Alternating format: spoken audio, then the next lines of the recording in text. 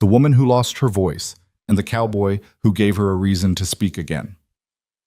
Eleanor Price hadn't spoken in 8 months, not since the night her fiancé's betrayal left her voice shattered alongside her heart. Now she stood at the edge of Colorado territory, a mail-order bride promised to a widower she'd never met, a man who needed a mother for his daughter, not a woman haunted by silence. But when the wrong cowboy came to fetch her, everything changed. Stay with me until the end of this story, and comment what city you're watching from so I can see how far this tale has traveled. The woman who forgot how to speak. The stagecoach wheels groaned to a halt, sending a spray of frozen mud across the boardwalk of Millstone, Colorado. Eleanor Price gripped the edge of her seat, her gloved fingers white-knuckled against the worn wood, and stared through the dusty window at a town that looked like it had been carved from ice and loneliness. It was late November 1883, and winter had already dug its claws deep into the Rocky Mountains. The driver, a grizzled man who'd spoken maybe 10 words during the entire 2-day journey from Denver, climbed down with a grunt and yanked open the passenger door. "Millstone," he announced, as if the desolate collection of weathered buildings needed introduction. Last stop. Eleanor gathered her carpet bag and the small trunk that contained everything she owned in this world. Her fingers trembled, though whether from cold or terror, she couldn't say. Probably both. She stepped down onto the street, her boots sinking slightly into the half-frozen mud, and pulled her threadbare shawl tighter around her shoulders. The wind cut through the thin wool like a knife, sharp and merciless, carrying with it the scent of wood smoke and cattle and something else, something wild and untamed that spoke of mountains and endless sky. Millstone wasn't much to look at. A general store with paint peeling from its sign, a saloon with bat-wing doors that swung slightly in the wind, a church with a crooked steeple, a livery stable, maybe 20 buildings in all, scattered along a single muddy street like forgotten thoughts, and not a soul in sight. Eleanor's heart hammered against her ribs. She reached into her coat pocket and pulled out the letter, the one she'd read so many times the creases had worn soft as silk. The paper trembled in her hands. "Mrs. Eleanor Price, I am a widower with a young daughter in need of a mother's care. I own a cattle ranch 5 miles outside Millstone. I am a God-fearing man of steady temperament. I do not drink or gamble. I seek a companion of good character to help raise my child and manage my household. If you are willing, I will meet your stage on November 24th. Respectfully, Daniel Hale. November 24th. Today." Eleanor scanned the empty street again, searching for a man she'd recognize only from the tintype photograph he'd sent, a stern-faced rancher with dark hair and eyes that revealed nothing. But there was no one, just the wind and the cold and the awful silence. The silence. It pressed against her like a physical thing, familiar and suffocating. She'd lived inside silence for 8 months now, ever since that night in Chicago when she'd discovered Thomas, her fiancé, the man she'd trusted with every fragile piece of her heart, in the arms of her own sister. She'd opened her mouth to scream, to rage, to demand answers, and nothing had come out. Nothing. As if her voice had simply stopped.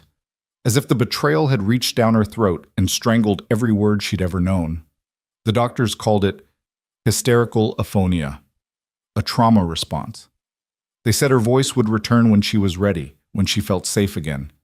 But Eleanor didn't believe she'd ever feel safe again. "Ma'am? You Mrs. Price?" The voice came from behind her, low and gentle, with the rough edges of someone who spent more time talking to horses than people. Eleanor spun around, her breath catching. A man stood at the corner of the general store, leading 2 horses, a sorrel mare and a rangy buckskin gelding. He was tall, with broad shoulders beneath a worn duster coat, and he moved with the easy grace of someone completely comfortable in his own skin. He couldn't have been more than 30, with sun-bronzed skin and light brown hair that curled slightly at the edges beneath his hat. But it was his eyes that caught her, soft gray blue, like the sky just before a storm, and filled with a kindness that made her chest ache. He stepped closer, and she noticed the way he moved carefully, slowly, as if afraid of startling her. "I'm Jacob Ward," he said. "I work for Daniel Hale. He asked me to fetch you. He's out at the far pasture dealing with some sick cattle. Should be back by nightfall." Eleanor opened her mouth, closed it, tried again. Nothing. The familiar panic rose in her throat, the terrible, helpless feeling of having something to say and no way to say it. She clutched her carpetbag tighter and managed a single jerky nod. If Jacob noticed her silence, he gave no sign. He simply touched the brim of his hat and smiled, a real smile, warm and unhurried. "Well then, welcome to Millstone, Mrs. Price. I hope the journey wasn't too rough on you." She stared at him, this stranger with kind eyes, and felt something shift inside her chest. Not her voice, that remained locked away, but something else. Something that had been frozen solid for 8 months. "Let me help with your trunk," Jacob said, already moving toward where the driver had dropped it on the boardwalk. He lifted it like it weighed nothing and secured it to the pack saddle on the buckskin. "Ranch is about an hour's ride. We should head out soon if we want to make it before dark. Temperature drops fast once the sun goes down." Eleanor nodded again. It was all she could do. Jacob helped her onto the sorrel mare, his touch gentle but sure, steadying her as she found the stirrups. Then he swung onto the buckskin with the fluid ease of a man who'd been born in a saddle, and they started down the street at an easy walk. The town fell away behind them, and suddenly there was nothing but mountains and sky and the vast, rolling emptiness of the high plains. Eleanor had never seen anything like it. Chicago had been all sharp angles and crowded streets, buildings pressed together like teeth, the air thick with smoke and noise and the constant press of humanity. But this was different. The land stretched out in every direction, endless and unforgiving, beneath a sky so blue it hurt to look at. "First time out west?" Jacob asked after a while, his voice cutting gently through the silence. Eleanor nodded. "It's something, isn't it?" He gestured toward the mountains rising in the distance, their peaks already white with snow. "Takes some getting used to, all this space, but I wouldn't trade it for anything." He paused, then added, "Daniel's ranch is a good place. He's a decent man, fair, works hard. And little Abigail, his daughter, she's sweet as they come.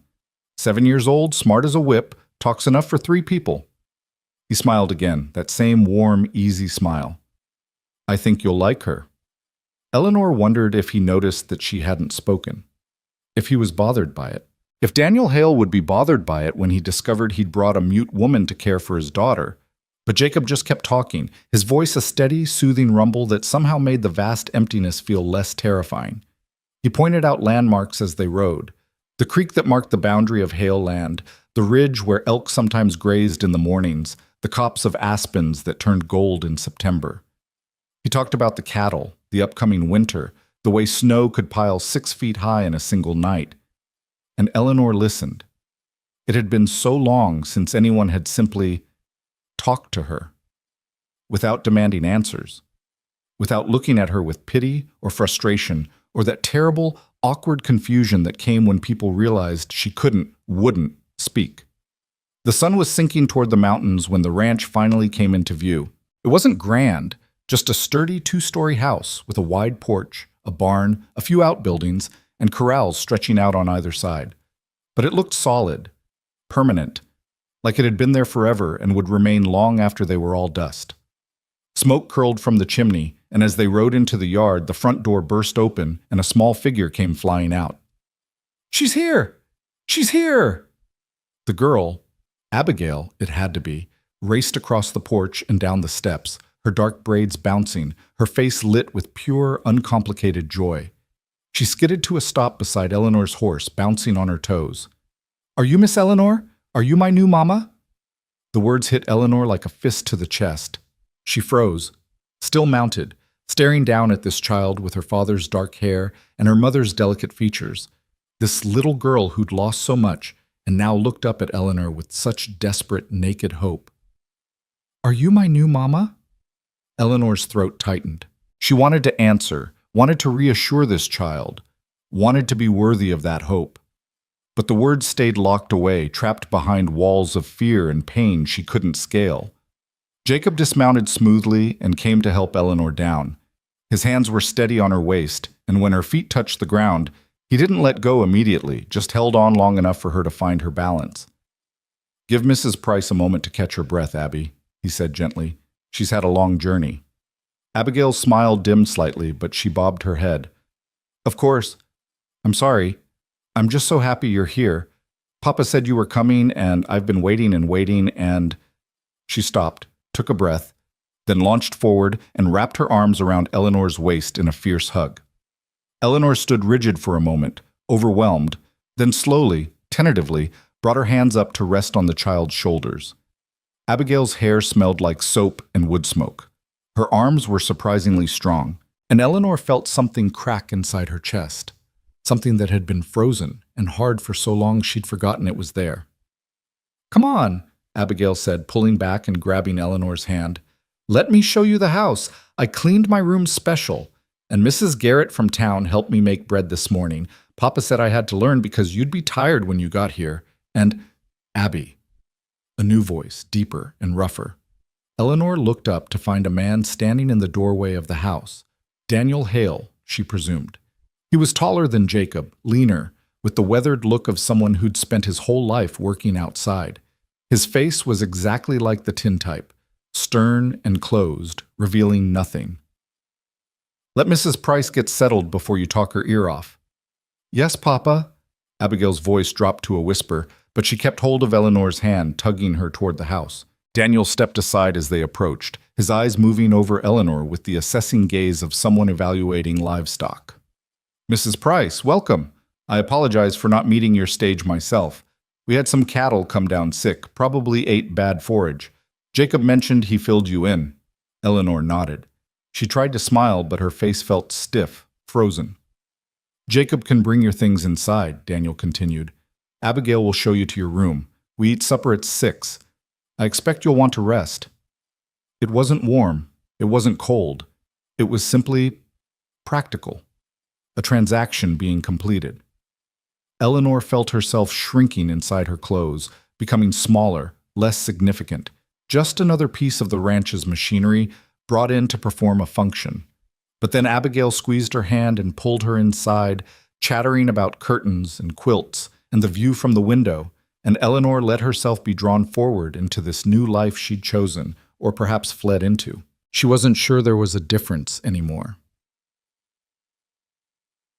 The house was exactly as she'd expected, clean and well-maintained but cold. Not in temperature, a fire crackled in the stone hearth, filling the main room with warmth, but in feeling. Every surface was neat, every item in its place, but there was no warmth, no life, no sense that this was a home where people laughed or sang or loved. It was a house of routines and responsibilities, nothing more. Abigail led her upstairs to a small bedroom at the end of the hall. "This was supposed to be the nursery," the girl said, her voice dropping slightly. "For when Mama and Papa had more babies. But then Mama got sick and..." She trailed off, then brightened with determined cheer. "But now you're here, so maybe you and Papa will have babies and I'll get brothers and sisters." Eleanor's stomach clenched. She hadn't thought about that aspect of this arrangement, hadn't let herself think about it. The letter had mentioned companionship and household management. Nothing about intimacy, about being a wife in that way. The room was small but comfortable. A narrow bed, a washstand, a wardrobe, a rocking chair by the window. Simple, serviceable. A place to sleep and dress and nothing more. "Do you like it?" Abigail asked anxiously. "We can move things around if you want. And there's space in the wardrobe, and Mrs. Garrett said we should put fresh flowers on the table, but Papa said that was silly in November, but I picked some dried grass that looks kind of pretty, and..." Eleanor turned and, very gently, placed her finger over Abigail's lips. The girl's eyes went wide. Then Eleanor smiled, a real smile, small but genuine, and nodded. The room was fine, more than fine. Abigail's face broke into a grin. "Good. I'll let you rest. Papa says supper is at 6, but I can come get you before if you want, and..." She stopped, reading something in Eleanor's expression. "Okay, I'll come get you at 6. Exactly 6. She bounded out, her footsteps thundering down the stairs, and Eleanor was alone. She sank onto the bed and pressed her hands over her face. The silence pressed in, not the comfortable silence of solitude, but the heavy, suffocating silence of words unspoken, questions unanswered, a voice locked away where it couldn't hurt anyone or be hurt. Through the window, she could see Jacob leading the horses toward the barn, his movements easy and unhurried.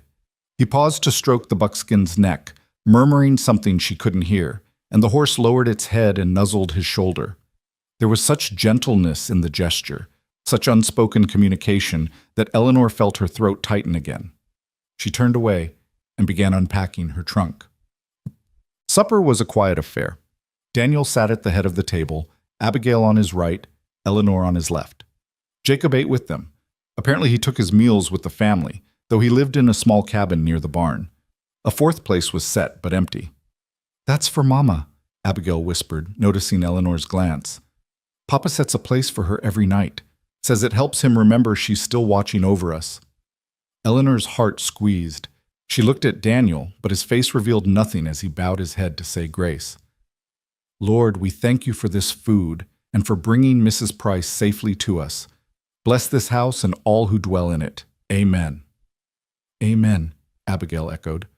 Eleanor mouthed the word, silent.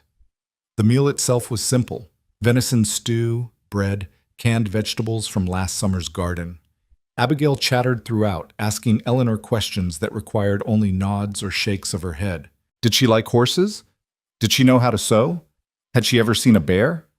Eleanor answered as best she could with gestures, and Abigail seemed perfectly content with the arrangement. But she could feel Daniel's eyes on her, assessing, questioning.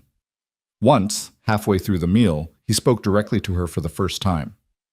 "I assume you can read and write, Mrs. Price." Eleanor nodded. "Good. Abigail needs tutoring in her letters. Her mother was teaching her before—" He paused, the only crack in his controlled facade. "Before she passed. I'd like you to continue that." Another nod. "Can you cook?" Nod. "Clean, mend clothes, manage a household?" Nod, nod, nod, like a puppet on strings. "Why haven't you spoken since you arrived?" The question came sharp and sudden, cutting through the careful politeness like a blade. Eleanor froze. Her hands clenched in her lap. She could feel 3 pairs of eyes on her. Daniel's stern and demanding, Abigail's worried, Jacob's, something else, something softer. She opened her mouth, closed it, tried to force sound through her throat, but it was like pushing against stone. Nothing came. "Papa," Abigail said quietly. "Maybe she's just tired." "A woman should be able to speak," Daniel said, his voice flat, "especially if she's to teach my daughter and manage my house." "Daniel?" Jacob's voice was low, but there was steel beneath the gentleness. "She's been traveling for 2 days.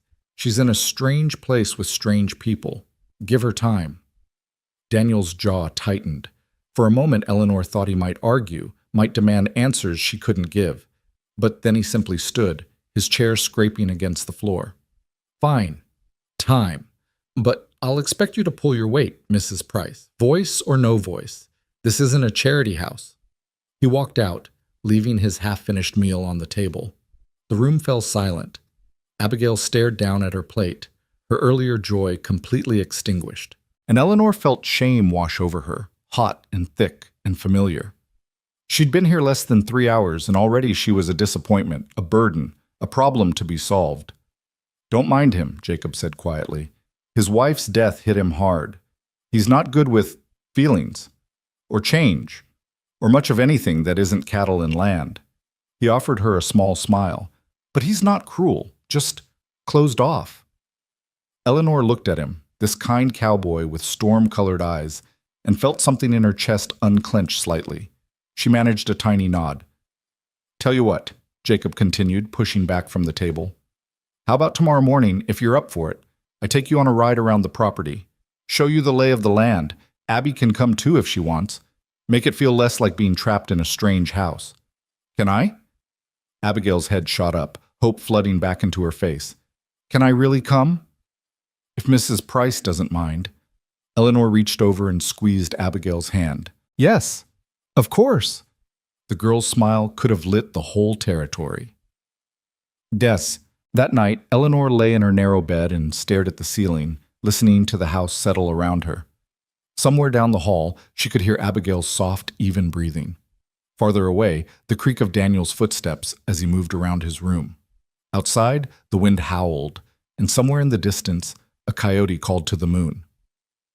Eleanor pulled the quilt up to her chin and tried to remember why she'd come here. What she'd been hoping for. Escape, yes. Safety, maybe. A place where her silence wouldn't matter because no one knew her well enough to miss her voice. But lying here in the dark, in this cold house on the edge of the world, she wondered if she'd made a terrible mistake. She thought about Thomas, about the way he'd held her sister, about the words he'd spoken when he'd finally noticed Eleanor standing in the doorway. It didn't mean anything. You're overreacting. Why won't you just talk to me? But the words wouldn't come then, and they wouldn't come now, and Eleanor was beginning to fear they never would again. She pressed her hand over her mouth and felt the silent scream trapped inside her throat, sharp and desperate and endless. Tomorrow, she told herself. Tomorrow, she'd try harder. She'd find a way to communicate, to prove herself useful, to earn her place here. She'd learn to live with the silence. She'd learn to be enough, even without words. Tomorrow. But tonight, she let herself cry, quiet, shaking sobs that no one could hear, and wondered if she'd ever feel whole again. Morning came cold and bright, the sun rising over the mountains in a wash of pink and gold. Eleanor woke to a knock on her door and Abigail's cheerful voice calling, "Mrs. Eleanor, breakfast is ready."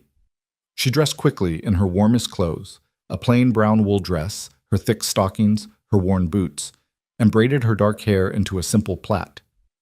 The mirror over the washstand showed her a woman she barely recognized, pale, thin, with shadows under her eyes that hadn't been there a year ago. But she squared her shoulders, lifted her chin, and went downstairs. The kitchen was warm and smelled of coffee and frying bacon. Abigail was setting the table, and Jacob stood at the stove flipping flapjacks with easy competence. He looked up when she entered and smiled. "Morning, Mrs. Price. Hope you slept well." She nodded, though it was a lie. "Papa already ate," Abigail announced. "He's out checking the fences. But Jacob makes the best flapjacks in Colorado, so you're not missing anything." Jacob laughed, a warm, genuine sound that filled the kitchen. High praise from a 7-year-old. They ate together, the three of them, and it felt almost normal. Jacob and Abigail kept up a steady stream of chatter about the horses, about the barn cat who'd just had kittens, about the time last winter when snow drifted so high they'd had to dig a tunnel to reach the barn.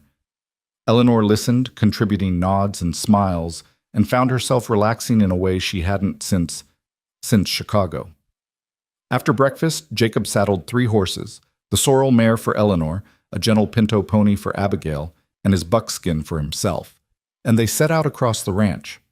The morning was crisp and clear, the air so cold it burned Eleanor's lungs, but the sky was endless and blue, and somehow the world felt bigger out here, like there was room to breathe, room to exist without apology.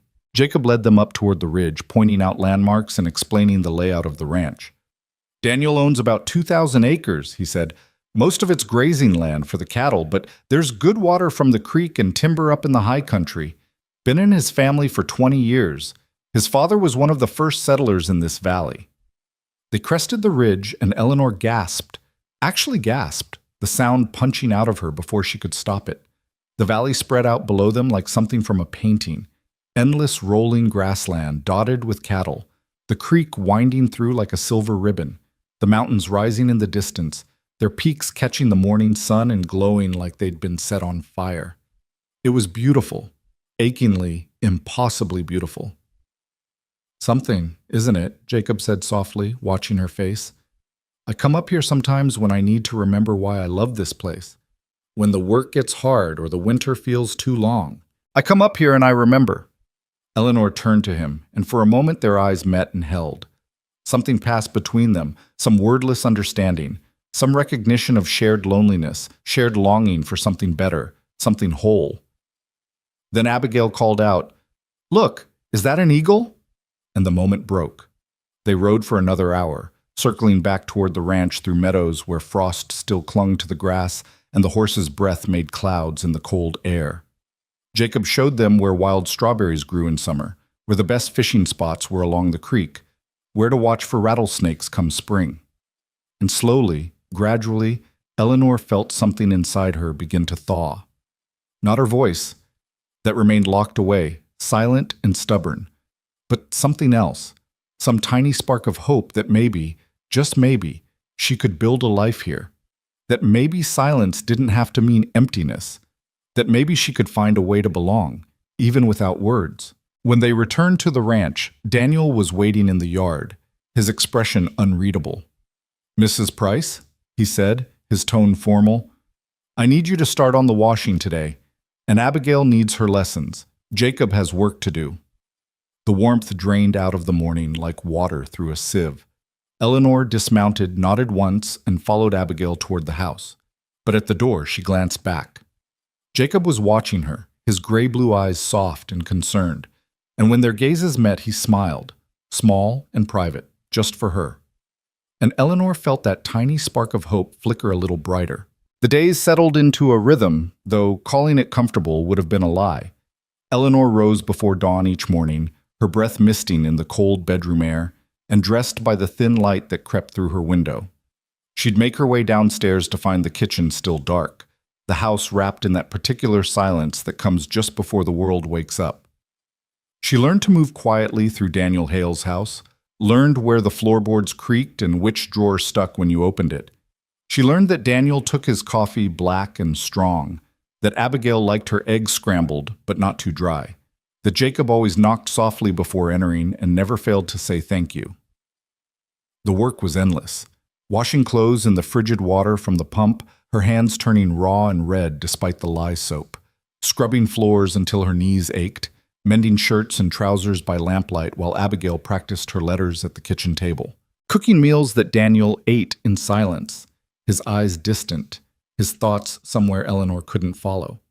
She existed in the spaces between words, communicating through gestures and nods, through the language of completed tasks and clean surfaces. Abigail had adapted quickly to Eleanor's silence, chattering enough for both of them, asking questions that required only yes or no answers. The child would climb into Eleanor's lap while she mended, telling elaborate stories about the barn cats or her imaginary friend who lived in the hayloft, and Eleanor would stroke her hair and listen, her heart aching with a tenderness she hadn't known she was still capable of feeling. But Daniel remained distant. He was never cruel. Jacob had been right about that, but neither was he warm. He spoke to Eleanor only when necessary, issuing instructions or making requests, and always in that same flat, emotionless tone. She was a function to him, nothing more, a problem partially solved. It was Jacob who made the days bearable. He appeared at odd moments, bringing in firewood when the stack ran low, fixing the squeaky hinge on the pantry door, showing Abigail how to braid leather strips into a bridle while Eleanor prepared supper. He had a way of filling silence that didn't demand she break hers, talking easily about the horses or the weather or some story from his childhood in Kansas. "My grandfather raised me," he told her one afternoon while they worked together in the kitchen garden, pulling up the last of the root vegetables before the ground froze solid. Abigail was at school. Yes, there was a small schoolhouse in Millstone, and Daniel insisted his daughter attend when weather permitted. And Daniel had ridden out to check the far pasture. "My parents died of cholera when I was 8. Grandpa was a saddle maker, taught me everything about working with leather and horses. Said a man who understood animals would never want for work." Eleanor knelt in the cold earth, pulling carrots and placing them gently in the basket beside her. She glanced at Jacob, and he met her eyes with that soft, steady gaze that always made her feel seen in a way she couldn't explain. "He played the violin," Jacob continued, brushing dirt from a particularly large turnip. "Not well, mind you, but he loved it. Said music was the voice of the soul, and even a man who couldn't carry a tune in a bucket had a soul worth expressing." He paused, his expression turning thoughtful. "I still have his violin, packed away in my cabin. Haven't touched it in years, but I can't seem to part with it." Eleanor wanted to ask about his grandfather, wanted to know what had happened to him, wanted to share her own story in return. But the words stayed locked inside, and all she could do was nod and hope he understood. He seemed to. Jacob always seemed to understand. The first snow came in early December, falling soft and silent through the night, and Eleanor woke to find the world transformed. Everything was white. The yard, the barn roof, the distant mountains, all of it wrapped in a blanket of pristine snow that sparkled in the early morning light like scattered diamonds. Abigail was beside herself with excitement, pressing her nose against the kitchen window. Can we build a snowman? Can we? Please? Daniel, already dressed for outdoor work, shook his head. I need to check on the cattle, make sure they're weathering the cold. And you have lessons. The light died in Abigail's eyes. Yes, Papa. But Jacob, pulling on his heavy coat by the door, caught Eleanor's eye and winked. Tell you what, Abby, if you work hard on your lessons this morning, maybe this afternoon Mrs. Price would let you go out for a bit. I'll be back from the north pasture by then. We could all build a snowman together. Really? Abigail spun toward Eleanor, her face blazing with hope. Can we?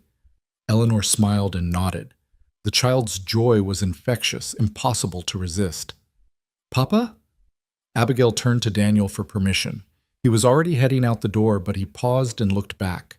His eyes moved from Abigail to Eleanor to Jacob, and something flickered in his expression, something Eleanor couldn't quite read. Fine, but lessons first, and don't let her catch cold. Yes, Papa. Abigail threw her arms around Eleanor's waist, squeezing tight. Thank you, thank you. That afternoon, true to his word, Jacob returned as the sun was starting its descent toward the mountains. Eleanor had bundled Abigail in every warm thing the child owned: 2 pairs of stockings, a heavy coat, a scarf wrapped 3 times around her neck, mittens, and a knit cap that covered her ears.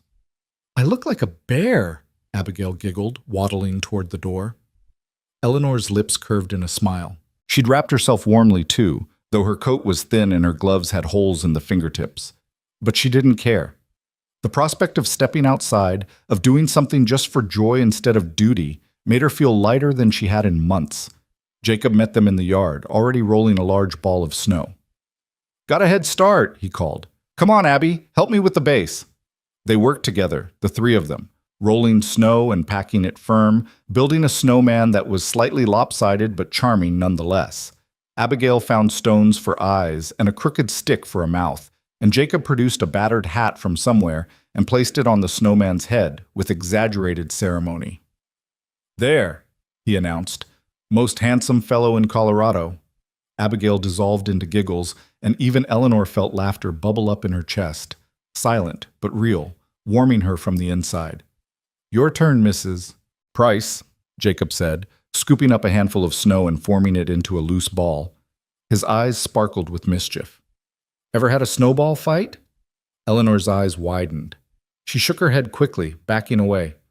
Oh, this is going to be fun, Jacob grinned. Abby, help me teach Mrs. Price about the fine art of snow warfare. What followed was pure, uncomplicated joy. Abigail shrieked with laughter as she and Jacob pelted Eleanor with soft snowballs, and Eleanor surprised herself by fighting back, her aim terrible, but her determination fierce. They chased each other around the yard, slipping and sliding, until all 3 of them were breathless and covered in snow and grinning like fools. Eleanor couldn't remember the last time she'd laughed, really laughed, the kind that came from somewhere deep in your belly and made your sides ache. She couldn't make a sound, but her shoulders shook and her eyes watered, and for a few perfect moments she forgot about Chicago and Thomas and the terrible silence that had swallowed her voice. She forgot to be afraid. When they finally collapsed in the snow, exhausted and freezing, Jacob lay on his back beside her, his breath coming in clouds, and said, You should smile more often, Mrs. Price. It suits you. Eleanor turned her head to look at him. His hat had come off during the battle, and his brown hair was dusted with snow, his cheeks flushed with cold and exertion. He looked happy, peaceful. And when their eyes met, something passed between them again, that same wordless current of understanding, of connection. Eleanor felt her heart beat faster, felt warmth spread through her chest despite the cold, and for the first time in 8 months, she wished desperately that she could speak, if only to tell this kind cowboy with the storm-colored eyes how much these small moments meant to her. But then Abigail was pulling at her hand, begging to make snow angels, and the moment passed. They went inside as the sun touched the mountains, their clothes soaked and their fingers numb, and Eleanor made hot cocoa while Jacob built up the fire. Abigail fell asleep on the sofa, her head on Eleanor's lap, and the house felt almost warm, almost like a home. Daniel returned after dark, snow clinging to his coat, his face drawn and tired. He looked at the three of them, Abigail asleep, Jacob stoking the fire, Eleanor watching from the kitchen, and something shifted in his expression. "The cattle are fine," he said quietly. "Lost one calf to the cold, but the rest are holding up." "I'm sorry about the calf," Jacob replied. Daniel shrugged. "Part of ranching." He looked at Eleanor then, really looked at her, and for a moment his face softened, almost imperceptibly. "Thank you for keeping Abigail entertained. She seems happy." Eleanor nodded, uncertain how to read this version of Daniel, less stern, more human. He paused, seeming to search for words. "I'll try to be back for supper tomorrow. On time." It wasn't much, but it felt like something. The weeks folded into each other, and winter dug in deep. The temperature dropped until water froze in the basin overnight, until the wind howled like a living thing around the corners of the house. Snow fell almost daily, piling in drifts against the barn, making even short trips outside an ordeal. Eleanor learned to navigate the confined world of the ranch house, learned to anticipate needs before they were spoken, learned to read the subtle shifts in Daniel's mood and Jacob's silences and Abigail's boundless energy. She taught the child her letters and numbers, using a slate and chalk to write out lessons, communicating through written words when gestures weren't enough. Abigail proved to be a quick study, soaking up knowledge like a sponge. "Mama used to read to me every night," she told Eleanor one evening, snuggled close under a shared blanket while the wind screamed outside. "Stories about princesses and knights and magic. Do you know any stories like that?" Eleanor hesitated, then reached for the slate. She wrote carefully, "I could try to write some for you." Abigail's eyes went wide. "Really? You'd write stories just for me?" Eleanor nodded, and the child's face lit up with such pure delight that Eleanor felt her chest tighten. That night, after Abigail had gone to bed, Eleanor sat at the kitchen table with a precious piece of paper and a pencil Jacob had sharpened for her, and she began to write. The words came slowly at first, rusty from disuse, but then they began to flow. She wrote about a girl who lived in a castle made of ice, who had lost her voice to a wicked enchantment but learned to speak through music and kindness and love. She wrote until her hand cramped, until the fire had burned down to embers, until she'd poured out something that felt almost like healing onto the page. When she finally climbed the stairs to her cold bedroom, she found Jacob sitting on the porch despite the freezing temperature, his collar turned up against the wind. He looked up as she appeared in the doorway. "Couldn't sleep," he said. "Too quiet inside my head." Eleanor understood that. She stepped onto the porch, pulling her shawl tight, and sat beside him on the wooden bench. They sat in silence for a long moment, watching their breath make clouds in the moonlight. Then Jacob spoke, his voice low and thoughtful. "You know what I think, Mrs. Price? I think silence isn't always about not having words. Sometimes it's about having too many words and no safe place to put them." He turned to look at her. "I think you're one of the strongest people I've ever met, and I think Daniel's a damn fool if he can't see that." Eleanor's breath caught.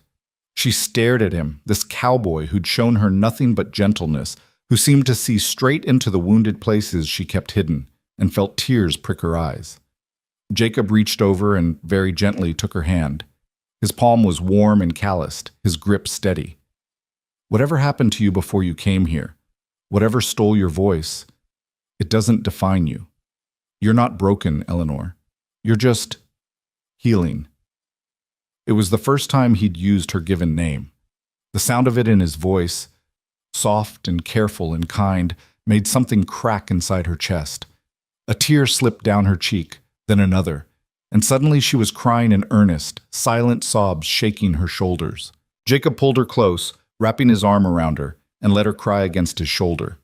He didn't ask questions, didn't demand explanations. He just held her while she wept for everything she'd lost.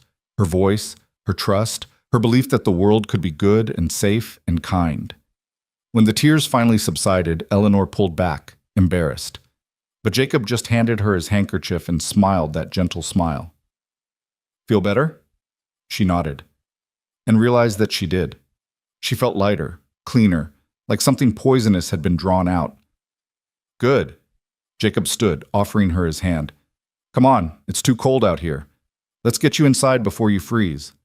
She let him help her up, and his hand lingered in hers for just a moment longer than necessary. Christmas came, marked by a small pine tree that Jacob cut and dragged in from the timber stand, which Abigail decorated with paper chains and dried apple slices. Eleanor baked cookies using precious sugar and butter, and Jacob carved small wooden animals for Abigail: a horse, a barn cat, a bird.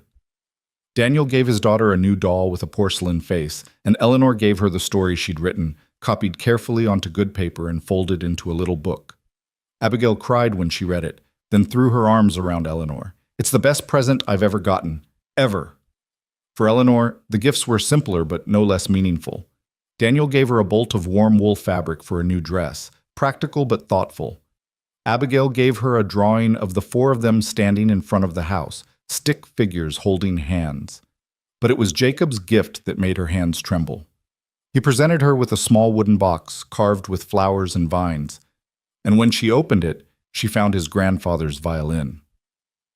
"I want you to have it," he said quietly. "I think music might be another way for you to speak, and I think Grandpa would have liked you." Eleanor stared at the instrument, its wood worn smooth with age and use, and felt her eyes well with tears. She looked up at Jacob, trying to convey through her expression what she couldn't say with words: how much this meant, how much he meant. Jacob seemed to understand. He always did. That night, after Abigail had gone to bed and Daniel had retired to his study with his ledgers, Eleanor held the violin for the first time. She'd learned to play as a girl. Her mother had insisted on it, said music was a necessary accomplishment for young ladies, but she hadn't touched an instrument in years. Her fingers found the strings, and the first notes were rough, uncertain. But then muscle memory took over, and she played Silent Night, the carol soft and sweet in the quiet house. When she finished, she looked up to find Jacob standing in the doorway, his eyes bright with something that looked almost like wonder. "Beautiful," he whispered. "You're beautiful." And Eleanor knew he wasn't talking about the music. January brought storms that buried the ranch under feet of snow. The world shrank to just the house and the barn, connected by a rope Jacob strung between them so no one would get lost in the whiteouts. They lived on stored food and melted snow and the warmth of the fire, days blending together in a haze of cold and dim lamplight. Daniel grew restless, pacing the house like a caged animal. "I should be checking the cattle," he'd mutter. "Should be reinforcing the shelters. Should be—" "You'd die before you got 100 yards, Jacob said bluntly. "We all stay put until this clears."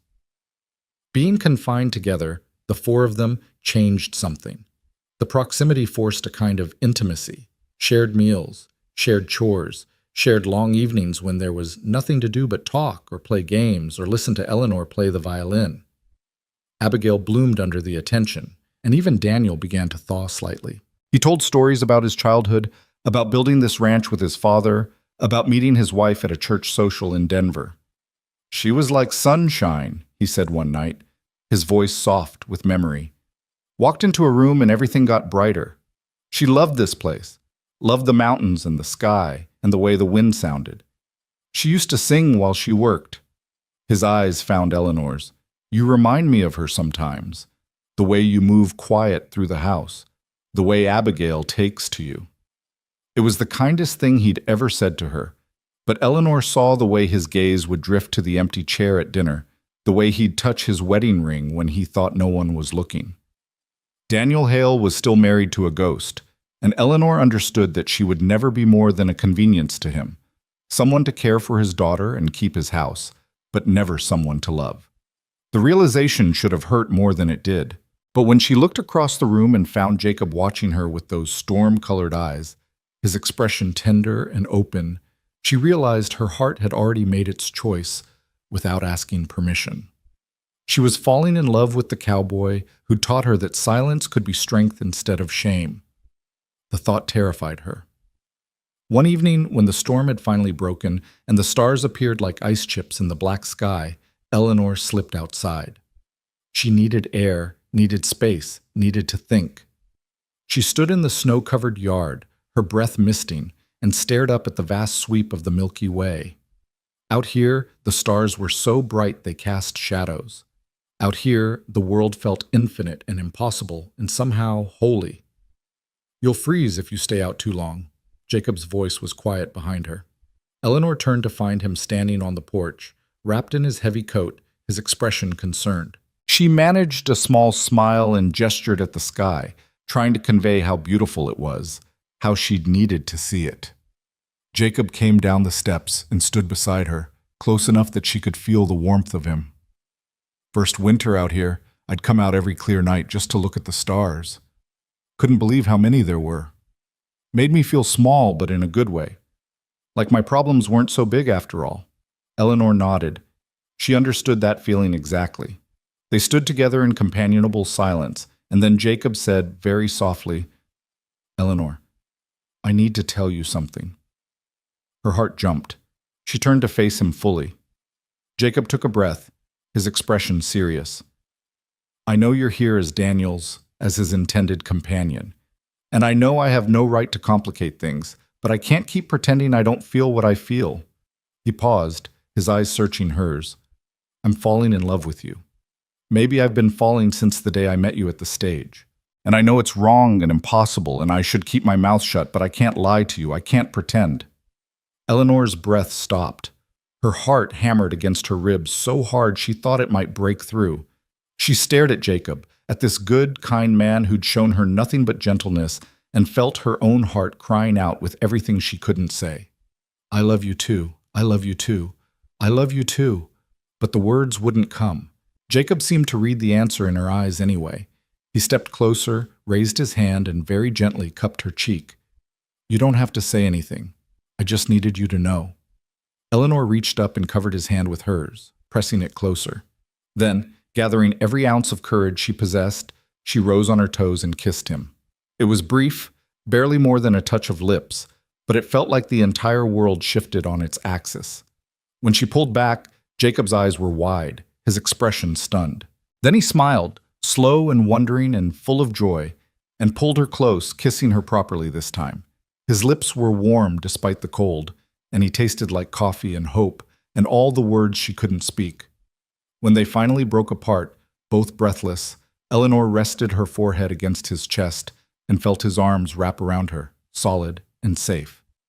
"We'll figure this out," Jacob whispered into her hair. "I don't know how, but we will. I promise." Eleanor closed her eyes and let herself believe him. The next morning, everything changed. Daniel announced at breakfast that he'd be riding into town, the roads were finally clear enough, and that he'd be bringing back a guest for supper. "Who?" Abigail asked, excited at the prospect of company. Daniel's expression was carefully neutral. "Mrs. Virginia Cole. She's recently widowed, moved to Millstone last fall. We've been corresponding." The words dropped like stones into still water. Eleanor felt her stomach clench. "Is she nice?" Abigail pressed. "Very nice, very proper." Daniel looked at Eleanor then, and something in his eyes made her blood run cold. "I think you'll like her, Abigail. And Mrs. Price, I'll expect you to prepare a suitable supper. Mrs. Cole she's an educated woman, from Philadelphia. We should make a good impression." Eleanor nodded numbly, her mind racing. Corresponding. Recently widowed. Make a good impression. She understood what was happening. Daniel was moving on, finding someone better suited to be a rancher's wife, someone with a voice, with refinement, with all the things Eleanor lacked. After Daniel left, Eleanor went through the motions of her morning chores in a daze. Jacob found her in the kitchen, staring at nothing, and touched her arm gently. "Hey, you all right?" She shook her head. No, she wasn't all right at all. "Daniel's a fool," Jacob said quietly, fiercely. "Whatever he's thinking, whatever he's planning, he's a fool." But Eleanor knew it didn't matter. She was a mail-order bride who couldn't speak, living in a house where she'd never be more than convenient. And now Daniel had found someone else, someone better, and Eleanor would be… what? Cast aside? Expected to leave? Where would she even go? The panic rose in her throat, familiar and suffocating. She pressed her hand over her mouth, fighting the urge to scream. Jacob pulled her close, his arms strong and steady. "Listen to me. Whatever happens, you're not alone. You hear me, Eleanor? You're not alone." She wanted to believe him, but as she stood in his embrace, listening to the wind howl outside, she couldn't shake the feeling that her fragile new life was about to shatter into pieces too small to put back together. Eleanor spent the rest of the morning in a state of controlled panic, her hands moving through familiar tasks while her mind spun in desperate circles. She kneaded bread dough with more force than necessary, the rhythm doing nothing to calm the storm building in her chest. Virginia Cole, a widow from Philadelphia, educated, proper, everything Eleanor wasn't and could never be. She tried to tell herself it didn't matter, that she'd known from the beginning this arrangement with Daniel was purely practical, that she'd never harbored any real hope of becoming his wife in more than name. But the thought of being replaced, of watching another woman take her place at the table, in Abigail's life, in this house she'd begun to think of as home, it made her feel hollow and sick. And beneath that fear ran another current, darker and more complicated. Relief. Because if Daniel chose Virginia Cole, then maybe Eleanor could stop pretending. Maybe she could acknowledge what had been growing between her and Jacob, what had bloomed that night under the stars when he'd kissed her like she was something precious. But where would that leave her? A woman with no voice, no money, no family, dependent on the charity of a cowboy who worked another man's ranch? Abigail appeared in the kitchen doorway, her face pinched with worry. "Mrs. Eleanor, are you sad?" Eleanor looked up from the bread dough, realized her cheeks were wet, and quickly wiped her eyes with the back of her hand. She forced a smile and shook her head, but Abigail wasn't fooled. The child crossed the room and wrapped her arms around Eleanor's waist, pressing her face against Eleanor's apron. "I don't want you to leave," she whispered, "even if Papa likes Mrs. Cole. I don't want you to go away." Eleanor's heart cracked. She set down the dough, knelt so she was eye level with Abigail, and pulled the girl close. She wished desperately that she could speak, could reassure this child who'd already lost so much, could promise that everything would be all right, but she couldn't make promises she might not be able to keep. Instead, she held Abigail tight and let the child cry against her shoulder, and tried not to think about how many more goodbyes might be waiting in her future.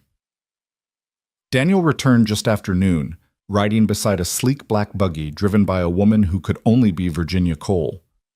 Eleanor watched from the kitchen window as they pulled into the yard, her stomach twisting into knots. Mrs. Cole was beautiful. Even from a distance, Eleanor could see that. She wore a deep green traveling dress that looked expensive, and her dark hair was arranged in elaborate curls beneath a fashionable hat. When Daniel helped her down from the buggy, she laughed at something he said, a bright musical sound that carried across the yard, and touched his arm with easy familiarity. Eleanor turned away from the window, her hands shaking. She smoothed down her plain brown dress, tucked a loose strand of hair behind her ear, and tried to compose herself. The front door opened and Daniel's voice filled the house. "Mrs. Price? We're here." Eleanor took a deep breath and stepped into the main room. Virginia Cole stood in the center, pulling off her gloves, and when she saw Eleanor, her smile widened. "You must be Mrs. Price." She crossed the room with graceful steps and extended her hand.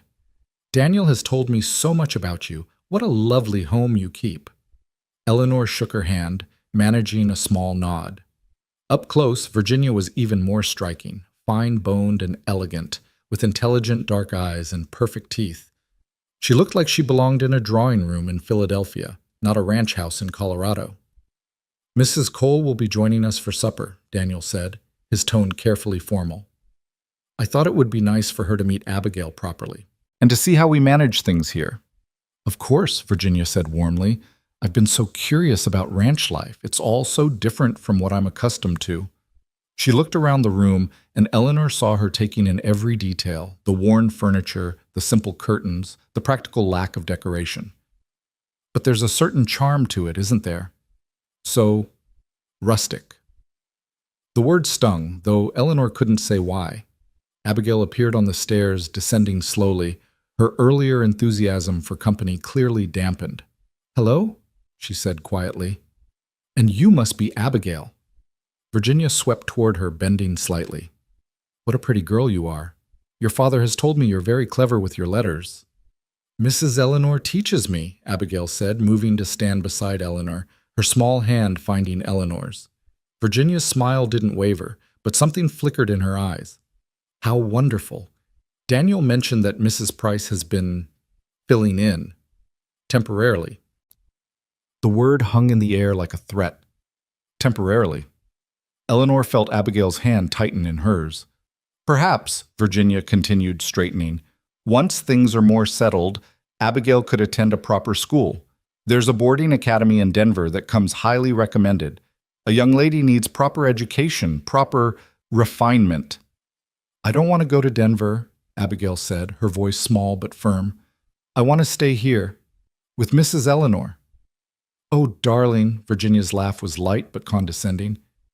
You don't know what you want yet, but don't worry, we'll figure it all out. Eleanor felt something cold and hard settle in her stomach. We. As if it were already decided. As if Virginia Cole had already claimed her place in this house, in this family. Daniel cleared his throat. Why don't we all sit down, Mrs. Price? Perhaps you could make tea. It was a dismissal. Eleanor nodded and retreated to the kitchen, her face burning. She put the kettle on with trembling hands and tried to steady her breathing. Through the doorway, she could hear Virginia's voice, bright and animated, telling some story about Philadelphia society. Daniel's occasional responses were warmer than Eleanor had ever heard them. She was setting out the tea things when Jacob came in through the back door, stamping snow from his boots. He took one look at her face and crossed the room in 3 strides. What happened? Eleanor shook her head, unable to explain even if she could speak. Jacob glanced toward the main room, where Virginia's laughter rang out again. His jaw tightened. She's here. Eleanor nodded miserably. Eleanor. Jacob's voice was low and urgent. He took her hands, forcing her to look at him. Listen to me. Whatever Daniel's planning, whatever he's thinking, you have choices. You don't have to stay here if you don't want to. You don't have to accept being pushed aside. But what choices did she really have? Eleanor pulled her hands free and returned to preparing the tea, her movements mechanical. Jacob watched her for a long moment, frustration and concern warring in his expression. Then he said quietly, I meant what I said the other night. All of it. That hasn't changed. The kettle whistled, sharp and insistent.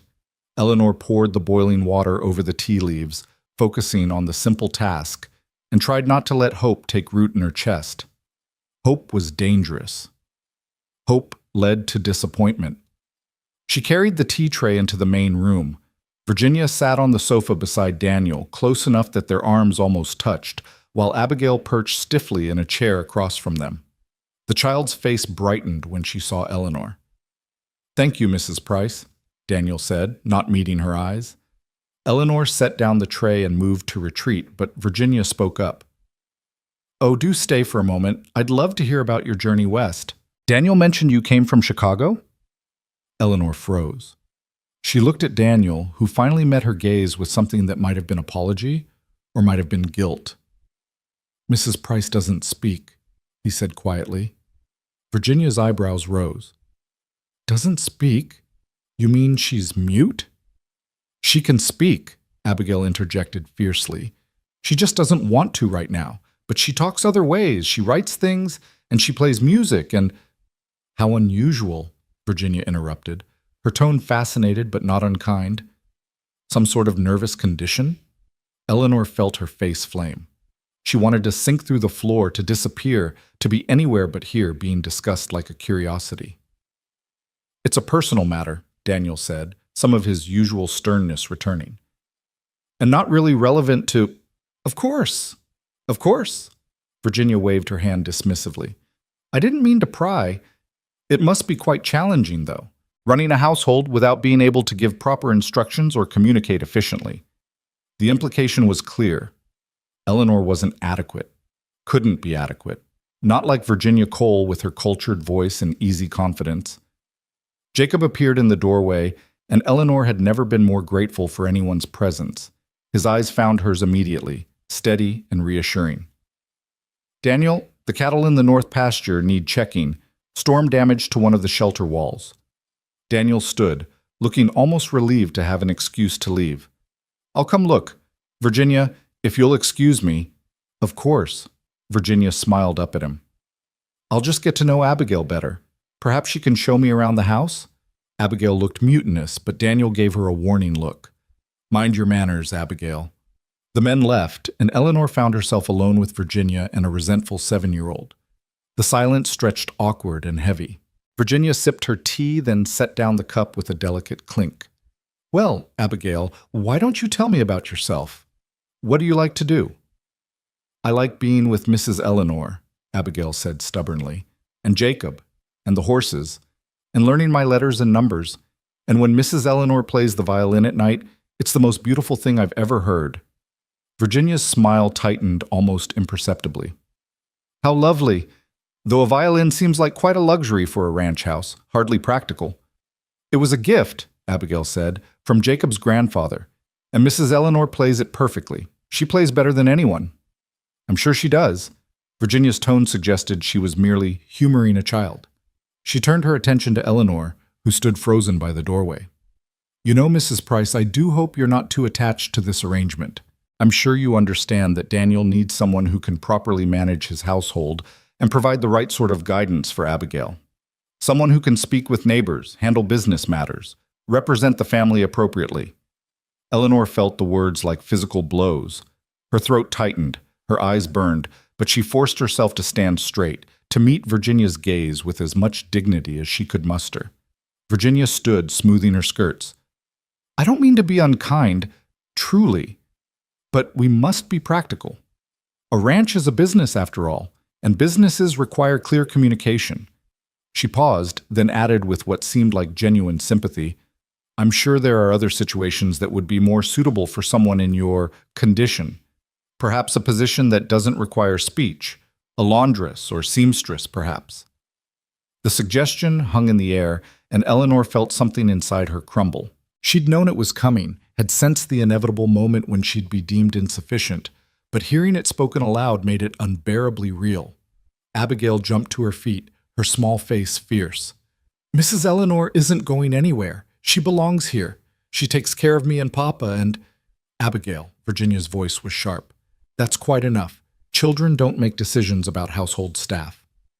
"She's not staff," Abigail's voice rose. "She's—" But she couldn't finish, because what was Eleanor exactly? Not a wife, not family, not quite a servant, but not quite anything else either. She existed in some undefined space, and now that space was being erased. Eleanor couldn't bear it anymore. She turned and fled to the kitchen, her chest heaving, tears streaming down her face. She pressed her hands over her mouth to stifle the sobs that wanted to break free, silent but wrenching. She heard footsteps behind her, small, quick ones, and then Abigail was there, wrapping her arms around Eleanor's waist and crying too. "Don't go," the child sobbed. "Please don't go. I need you. I love you." Eleanor sank to her knees and held Abigail tight, rocking her, both of them crying together in the cold kitchen while Virginia Cole's voice drifted in from the main room, already sounding like she owned the place. The supper that evening was the most uncomfortable meal Eleanor had ever endured. Virginia sat in what had become Eleanor's usual seat, chatting easily with Daniel about Philadelphia society, ranch management, and her late husband's business ventures. She was intelligent and articulate, her observations sharp, her manner charming. Daniel responded with more animation than Eleanor had seen from him in weeks. He smiled, he laughed. He looked at Virginia like she was bringing light back into his dark world. Eleanor served the meal she'd spent hours preparing, roasted chicken, root vegetables, fresh bread, apple pie, and received barely a glance of acknowledgement. Jacob, who joined them at Daniel's insistence, caught her eye several times with expressions of sympathy and frustration, but he couldn't do anything to change the dynamics at the table. Abigail picked at her food, her earlier defiance replaced by miserable silence. "This chicken is delicious," Virginia said at one point, her tone gracious. "You're an excellent cook, Mrs. Price. That's certainly a valuable skill." "A valuable skill for a servant," the implication went. After supper, while Eleanor was clearing the table, Virginia called out, "Oh, Abigail mentioned that you play the violin, Mrs. Price. Would you mind playing something for us? I do love music." Eleanor froze with a stack of plates in her hands. She looked at Jacob, who gave a tiny shake of his head. "Don't do it," his expression said. "You don't owe them anything." But Daniel was already speaking. "Yes, that would be nice. Mrs. Cole is quite a connoisseur of the arts." Eleanor had no choice. She set down the plates, retrieved the violin from where she kept it near the hearth, and positioned herself by the window. Her hands were shaking as she raised the instrument. She closed her eyes and began to play. She chose a piece her mother had taught her years ago, a sad, haunting melody that spoke of longing and loss.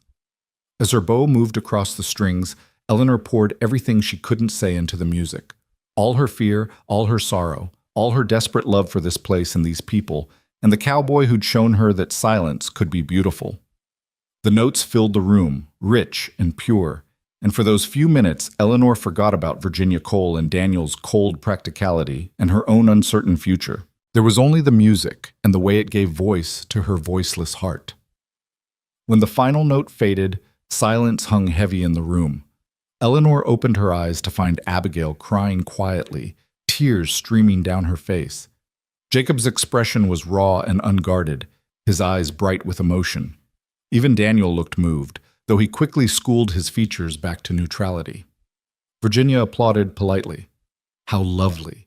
You have real talent, Mrs. Price. Such a shame to waste it out here in the middle of nowhere. In Philadelphia, you could have performed in proper concerts." But Eleanor heard what Virginia wasn't saying, that she didn't belong here, that her talent, like everything else about her, was somehow wrong for this place, for this life. She lowered the violin, nodded once, and retreated to the kitchen. She needed air. She needed space. She needed to be anywhere but here. She slipped out the back door into the cold night, leaving the violin on the table, and walked blindly across the yard. The moon was nearly full, painting the snow-covered landscape in shades of silver and blue. Her breath came in clouds, and within moments her fingers were numb, but she didn't care. She heard footsteps crunching through the snow behind her and knew without turning that it was Jacob. "Eleanor." His voice was gentle but firm. "Come inside before you freeze." She shook her head, wrapping her arms around herself. Jacob came up beside her, shrugging out of his heavy coat and draping it around her shoulders. The warmth of it, still heated from his body, made her shiver. "That woman," he said, his voice tight with anger, "has no right to make you feel small. And Daniel's a damned fool if he thinks she's worth half of what you are." Eleanor turned to face him, and in the moonlight she could see the fierce protectiveness in his eyes, the set of his jaw, the way his hands clenched and unclenched at his sides like he wanted to fight someone but had no one to fight. "Come with me," Jacob said suddenly, urgently. "Tonight, right now. We'll take the horses and go. I've got some money saved. We could make it to Denver, find you a position somewhere. Start fresh where nobody knows us, and nobody can—" Eleanor pressed her fingers against his lips, stopping the words. As much as she wanted to say yes, wanted to run away with him into the night, she couldn't. There was Abigail to consider, and where would they go? What kind of life could they build when she had nothing and he had only a cowboy's wages? "I know," Jacob said, reading her thoughts. "I know it's not practical. I know we should be sensible and careful and think things through." He took her hand, pressed it against his chest where she could feel his heart hammering. "But I can't watch him replace you. I can't watch you disappear like you don't matter when you matter more than anything." Eleanor felt her resolve cracking. She wanted so badly to believe him, to believe that love could be enough, that they could find a way. But then the back door opened and Daniel's voice cut through the night. "Jacob, Mrs. Price, what are you doing out here?" They sprang apart like guilty children. Daniel stood on the porch, his silhouette dark against the light spilling from the house, and even from this distance Eleanor could sense his displeasure. "Mrs. Price needed some air," Jacob said evenly. "I was making sure she didn't wander too far in the cold." Daniel's silence was heavy with suspicion. Then he said, "Mrs. Cole is leaving. She expects proper farewells. Mrs. Price, you should come inside." It was an order, not a request. Eleanor shrugged out of Jacob's coat, though every fiber of her being wanted to keep it, keep his warmth, keep this moment, and handed it back to him. Their fingers brushed, and Jacob squeezed her hand once before letting go. She walked back to the house on legs that felt like wood, feeling Daniel's eyes on her the whole way. Inside, Virginia was pulling on her gloves, her expression pleasant, but her eyes calculating. She'd seen something, Eleanor realized, had watched them through the window, perhaps, had noted the way Jacob looked at Eleanor, and the way Eleanor looked back. "Thank you for a lovely evening," Virginia said to the room at large. Then, directly to Eleanor, "And thank you for that beautiful music, Mrs. Price. You should treasure that gift. Music can open many doors, even for those who cannot speak. She paused, then added with seemingly casual interest, I understand there are some families in Denver looking for music teachers. Private instruction for their daughters. Perhaps I could make some inquiries on your behalf? The suggestion was layered with meaning. Virginia was offering her an out, a way to leave gracefully, with dignity and purpose. Or perhaps she was simply trying to get rid of the competition, such as it was. Eleanor managed a small nod, though her stomach churned. Daniel walked Virginia out to her buggy, and through the window Eleanor watched them talk in low voices, their heads close together. At one point, Virginia laughed and touched Daniel's arm, and he smiled down at her with an expression Eleanor had never seen on his face before. He looked happy. Genuinely happy. Eleanor turned away, her heart aching. Abigail appeared at her side, silent and solemn. She slipped her hand into Eleanor's and leaned against her, seeking comfort. Eleanor stroked the child's hair and tried not to think about how many more nights they'd have like this, how soon it might all end. Jacob came back inside, his face carefully blank, and began banking the fire for the night. He didn't look at Eleanor, but she felt the weight of his presence, the unspoken connection between them that seemed to grow stronger with every passing day. Daniel returned, brushing snow from his shoulders. He looked at the three of them, Eleanor, Abigail, and Jacob, and something complicated passed across his face. Abigail, time for bed, he said, his voice softer than usual. Will Mrs. Eleanor tuck me in? Abigail asked. Daniel hesitated, then nodded. Yes, but then she and I need to have a discussion. The words sent dread cascading through Eleanor's chest. She took Abigail upstairs, helped her into her nightgown, and listened to the child's prayers. When Abigail asked God to please let Mrs. Eleanor stay forever, Eleanor had to bite her lip to keep from crying. She kissed the child's forehead and smoothed back her hair, memorizing the feeling in case this was one of the last times she'd get to do it. Downstairs, Daniel waited by the fire, his expression unreadable. Jacob had disappeared, probably to his cabin, giving them privacy Eleanor didn't want. She stood in the doorway, waiting for the axe to fall. Daniel cleared his throat. Mrs. Price, Eleanor, we need to discuss our arrangement. Eleanor's hands clenched in her skirts. She nodded for him to continue. When I sent for you, I thought I knew what I needed. Someone practical, someone to help with Abigail and the house, someone— He paused, searching for words. Someone I wouldn't have to explain my grief to. Someone who wouldn't expect me to be anything other than what I am. Eleanor waited, her heart pounding. But Virginia, Mrs. Cole, she's— Daniel ran a hand through his hair, looking uncomfortable. She reminds me of Sarah, my late wife. She has that same light, that same ease with words and people. And Abigail needs more than I can give her. She needs refinement, education, a woman who can teach her how to move in society. There it was, the confirmation of everything Eleanor had feared. You've been good to my daughter, Daniel continued. And you work hard. But this isn't fair to you, is it? Trapped here in the middle of nowhere, unable to speak, taking care of another woman's child. He met her eyes finally. Virginia mentioned positions in Denver, teaching music. That might be better suited to your situation. Eleanor stared at him, feeling numb. He was doing it kindly, with consideration even, but he was still pushing her out. Making room for Virginia Cole to step into the space Eleanor had briefly occupied. She wanted to argue, to fight, to make him see that she loved Abigail, that she'd built something here worth keeping. But even if she could find her voice, what would she say?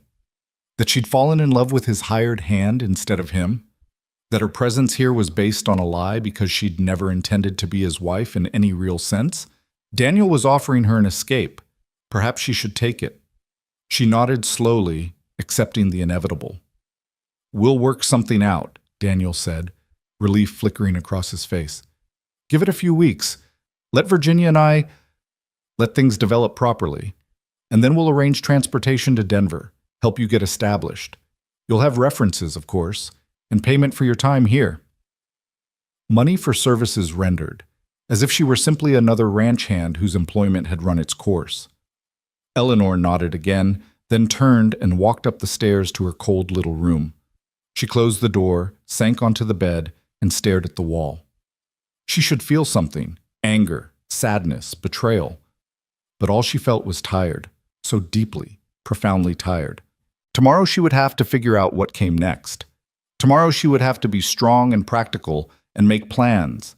But tonight, she just sat in the dark and tried to remember who she'd been before silence had stolen her voice, before betrayal had stolen her trust, before coming west had given her a glimpse of something beautiful that was already slipping through her fingers like water. Eleanor didn't sleep that night. She lay in her narrow bed watching shadows move across the ceiling, listening to the house creak and settle around her, and tried to imagine a future that made sense. Denver. Teaching music to wealthy daughters who would look at her with curiosity or pity when they realized she couldn't speak.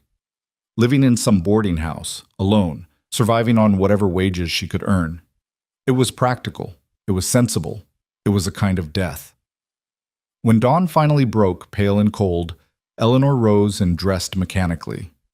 Her reflection in the small mirror showed a woman who looked older than her 26 years, dark circles under her eyes, hollow cheeks, lips pressed thin against words that would never come. She braided her hair with numb fingers and went downstairs to start the day's work, because what else was there to do? The kitchen was still dark, but someone had already started the fire. Eleanor found Jacob standing at the stove, his back to her, making coffee. He turned when he heard her footsteps, and the look on his face made her chest constrict. "Couldn't sleep," he said quietly. "Figured I might as well make myself useful." He poured 2 cups of coffee, handed her one, and their fingers brushed in the exchange. "Daniel told me last night about his plans." Eleanor wrapped her hands around the warm cup and nodded. "I want to say something, and I need you to just listen." Jacob set down his own cup and faced her fully. "I have about $300 saved. It's not much, but it's enough to get us to California, maybe Oregon. I can find work on any ranch. Good hands are always needed. You could teach music, or we could start small, find a little place." He paused, his voice roughening with emotion. "I know it's not much to offer. I know you deserve better than a drifter cowboy with nothing but what he can carry in his saddlebags. But Eleanor, I love you. And I can't stand the thought of you going to Denver alone, living some half-life teaching spoiled girls when you should be." Eleanor set down her cup and kissed him. She kissed him hard and desperate, pouring everything she couldn't say into the press of her lips against his. Jacob made a sound low in his throat and pulled her close, one hand tangling in her hair, the other pressing against the small of her back. When they finally broke apart, both breathing hard, Jacob rested his forehead against hers. "Is that a yes?" Eleanor pulled back just far enough to look into his eyes, those storm-colored eyes that had shown her nothing but kindness from the moment they'd met, and nodded. Yes. Whatever came next, whatever hardships they'd face, she wanted to face them with him. "We'll need to leave soon," Jacob said, his voice urgent now, planning. "Before the next big storm hits. I can get the horses ready, pack supplies. We could be gone by—" The back door opened, letting in a gust of cold air, and Abigail, who must have slipped out to check on the barn cats. She stopped dead when she saw them standing so close, Eleanor's hand still resting on Jacob's chest. "Mrs. Eleanor?" The child's voice was small and confused. "What's happening?" Eleanor's heart sank. She hadn't thought about this part, about saying goodbye to Abigail, about leaving the child who'd wound herself so completely around Eleanor's heart. Jacob recovered first. "Just having some coffee, Abby. You're up early." But Abigail wasn't fooled. Her eyes, too perceptive for a 7-year-old, moved between them. "Are you leaving? Both of you?" Eleanor knelt down, bringing herself to Abigail's level, and tried to convey through her expression what she couldn't say with words, that she didn't want to go, that leaving Abigail would break her heart, that sometimes adults had to make impossible choices. Abigail's face crumpled. "No, no, you can't leave. I won't let you." She threw herself at Eleanor, wrapping her arms around Eleanor's neck with fierce desperation. "Papa's going to marry Mrs. Cole, isn't he? And then you'll go away and I'll be stuck with her and she'll send me to that school in Denver and I'll never see you again. And—" "Abby." Jacob crouched beside them, his voice gentle but firm. "Your papa wants what's best for you. Mrs. Cole, she's—" "I don't want her." Abigail's voice rose to a wail. I want Mrs. Eleanor. She's the one who reads me stories and braids my hair and plays music, and she loves me. I know she does. And the sound of heavy footsteps on the stairs silenced them all. Daniel appeared in the doorway, already dressed for the day's work, his face dark with displeasure. What's all this noise? He took in the scene, Abigail clinging to Eleanor, Jacob standing too close, the tension thick enough to cut. Abigail, let go of Mrs. Price. No! Abigail's grip tightened. You're sending her away. You're going to marry Mrs. Cole and send me to boarding school, and I hate you. The words hung in the air like a gunshot. Daniel's face went white, then red. Abigail Grace Hale, that is enough. Go to your room. Now. I won't. Now. Daniel's voice cracked like a whip, and Abigail flinched. She released Eleanor and ran from the room, her footsteps thundering up the stairs, followed by the slam of her bedroom door. Silence descended, heavy and awful. Eleanor slowly stood, her legs shaking. Daniel's jaw worked. He looked at Jacob, then at Eleanor, and something dangerous flickered in his eyes. I think, he said slowly, carefully, that I've been blind to what's been happening under my own roof. Daniel, Jacob started, but Daniel held up a hand. How long? The question was quiet but sharp. How long have you two been carrying on behind my back?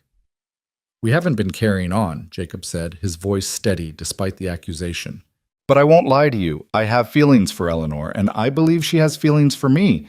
But we've been nothing but proper. Daniel's laugh was bitter. You're in love with the woman I brought here to be my wife, and you call that proper? You don't want her as your wife, Jacob shot back, some of his own anger breaking through. You've made that clear enough. You've been courting Virginia Cole for weeks, planning to replace Eleanor like she's a piece of furniture that doesn't quite fit the room. So don't stand there and act betrayed when someone else sees her worth. Daniel's hands clenched into fists. For a moment, Eleanor thought he might actually strike Jacob, but then he just shook his head, his expression shifting to something like disgust. I want you gone, he said to Jacob. Pack your things. You're no longer employed here. Eleanor's heart stopped. She grabbed Daniel's arm, shaking her head frantically, trying to convey that this was her fault, not Jacob's, that he shouldn't punish Jacob for her failures. Daniel pulled his arm free. Don't. You've done enough. He looked at her, and there was something almost like hurt beneath the anger. I gave you a home, treated you with respect, asked for nothing but that you care for my daughter and keep my house. And this is how you repay me? Eleanor felt tears sting her eyes. She wanted to explain, wanted to make him understand that she'd never meant to hurt him, that she'd tried so hard to be what he needed. But the words were locked away, useless, and all she could do was stand there while he judged her and found her wanting. Both of you, get out, Daniel said, his voice flat now, emotionless. I don't care where you go or what you do. Just be gone by tomorrow morning. He turned and walked out, leaving them standing in the kitchen as the first rays of sunlight slanted through the window, illuminating the wreckage of their brief, fragile happiness. Jacob moved first. He pulled Eleanor into his arms, holding her while she shook with silent sobs. It's all right, he murmured into her hair.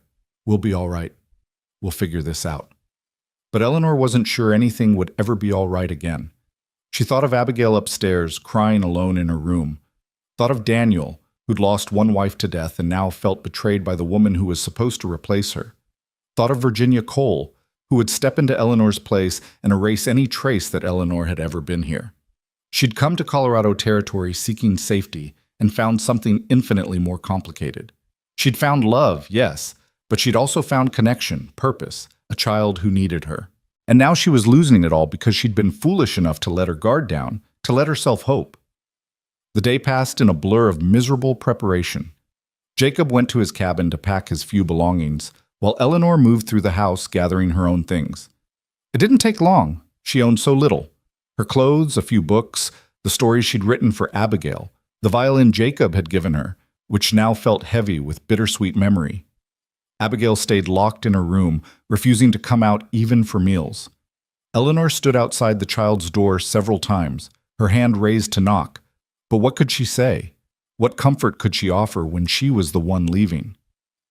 Finally, As afternoon shadows lengthened, Eleanor wrote a note on a piece of precious paper. She slipped it under Abigail's door and heard the child's soft gasp as she picked it up. The note said, "I love you. I will always love you. You are brave and smart and kind, and you will grow up to be a remarkable woman. Never forget how special you are. Your friend forever, Eleanor." She heard crying from behind the door, and it took everything Eleanor had not to break down herself.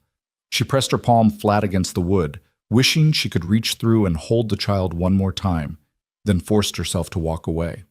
That evening, as she was wrapping the violin carefully in cloth, Daniel appeared in her doorway. He looked exhausted, older somehow, the lines around his eyes deeper than they'd been that morning. "Mrs. Cole came by," he said without preamble. "She heard about everything. News travels fast in small towns." Eleanor waited, not sure what he wanted from her. "She said I was being too harsh, that I should at least let you stay until we can make proper arrangements for your travel to Denver." He paused, his expression conflicted. "But I can't have you here, Eleanor. Every time I look at you, I see my own failure. My late wife's been gone 2 years, and I thought I was ready to move forward, but clearly I'm not. I brought you into this mess without thinking about what it would mean for any of us." Eleanor shook her head.